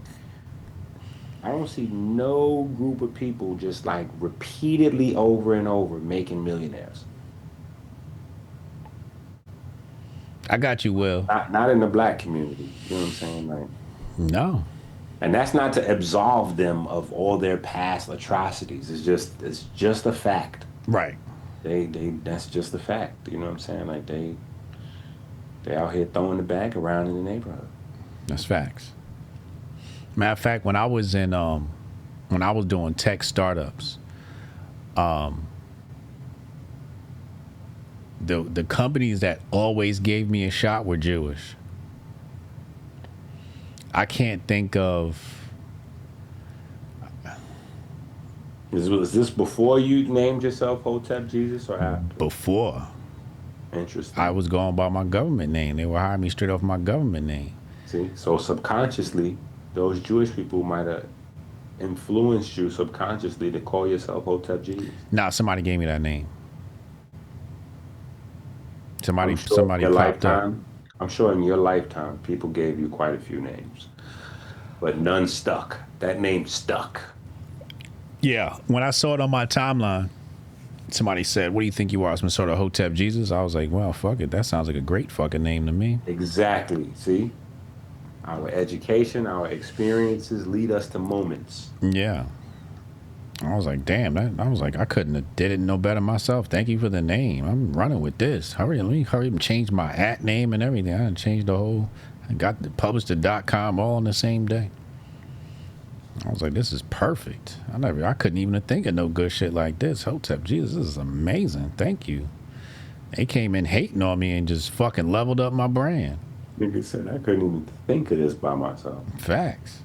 This is amazing. Yeah, but yeah, when I was in startups, I worked for a music app, Jewish. I worked for another app, Jewish. That was in Rockefeller Center. Then another one, we were close to downtown Manhattan. We worked on a gaming app, Jewish. Everybody gave me a shot was Jewish. The white dudes, I went and pitched one black dude. He was like, get the fuck out of here. You were Shine. He was from the islands. He was like, you were Shine. Get out of here. I pitched white dudes. Pitched Arab. The worst interview I had was with an Arab. That nigga ran me up the fuck out the office. He was brutal. White dude was brutal to me, and the Arab dude was really brutal in the interview. I was like, damn, I never had an interview just collapse like Let me that. ask you, when you did the deal with the Jewish folks, did you have to like do deviant sexual behavior with minors? No, I did not have to. None of that took place. It was a fucking interview. They asked some questions. I asked some questions. They was like, all right, when can you start? You in there, so you know what you're talking about. It was like they almost wanted to hire. It wasn't like they were, some people in the interview look for reasons to not hire you. Well, it's because of you. It's no. It's they're not trying to hire someone. They want to hire someone, but when you're not that someone, they're looking for reasons to not hire you. They already got somebody in mind. If you don't fit that bill, they're like, so you don't even like you don't even, okay, all right, yeah, okay, yeah, all right, so yeah, we see who again. Yeah. But they was looking for somebody just like you. So when you came in, they were super friendly. They was looking for a brother. That's how I go. If they're looking for somebody like you, they overlook shortcomings. If they're not looking for somebody like you, they will highlight shortcomings. Oh, you said on your very first job you ever had 16 years ago, you was late one time? See, they coming late whenever they feel like it. They don't even respect authority or nothing. This is just... Sir, we'll just get in contact with you. Then the person they come in, oh, you was fired from your last 3 jobs? You see, they're creative, very innovative.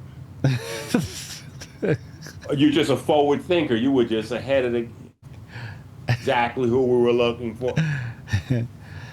Now I don't think about it. I think you're right. They was looking for me. You right. You right. They was looking for a young brother that's what they needed. They knew that's what their company needed. Yeah. You're right. That's how it goes. They're willing to overlook. That's why relationships is wild the way they are. Because we looking for what we looking for. Right. And we're willing to overlook the obvious red flags when we think we found that person. Right. Until we get entangled with them, and then we like, oh my goodness. It's not what I wanted. You're so crazy. Just like the last 10 I had. What is wrong with you? The question should be, what's wrong with me? Real talk. But now we need to come back and do some more justice for the folks on kidneys, because I know there's some kidneys. Part 2 next week. Part 2 next week. We come back, revisit the kidneys. Yeah, we go into the kidney program. But at least we did discuss some you know, because I'm sure there's people that didn't hear anything about that new research, and that might be giving folks hope. Right. Yeah, because they're in this article. They're talking about this thing called which I had to look up, EGFR. Okay, well that's not. No, that's not deep. That's just a part of the kidney. Right. You test the levels to see how active the kidney is. Yeah, that's just. Yeah. Yeah. But it's important for people to understand that, though. Like, for you, it's nothing. Wait, that nigga shit must have dropped out. The ancestors are speaking. The ancestors said the show is over. Willie Will, thank you for the 10.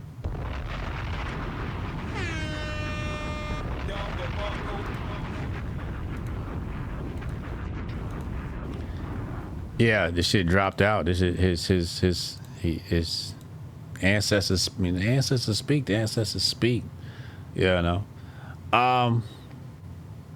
What's today? Tuesday. Tomorrow's hump day.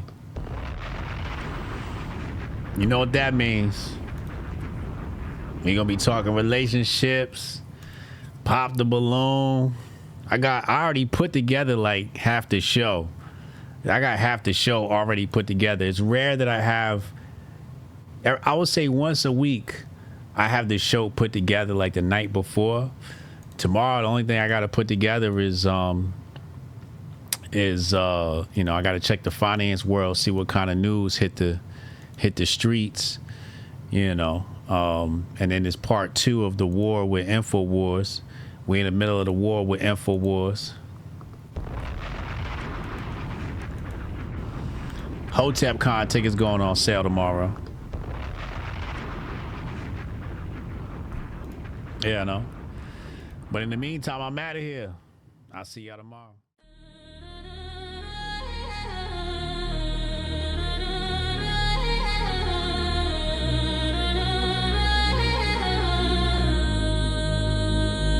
Yeah, in the IB, where the post they lie.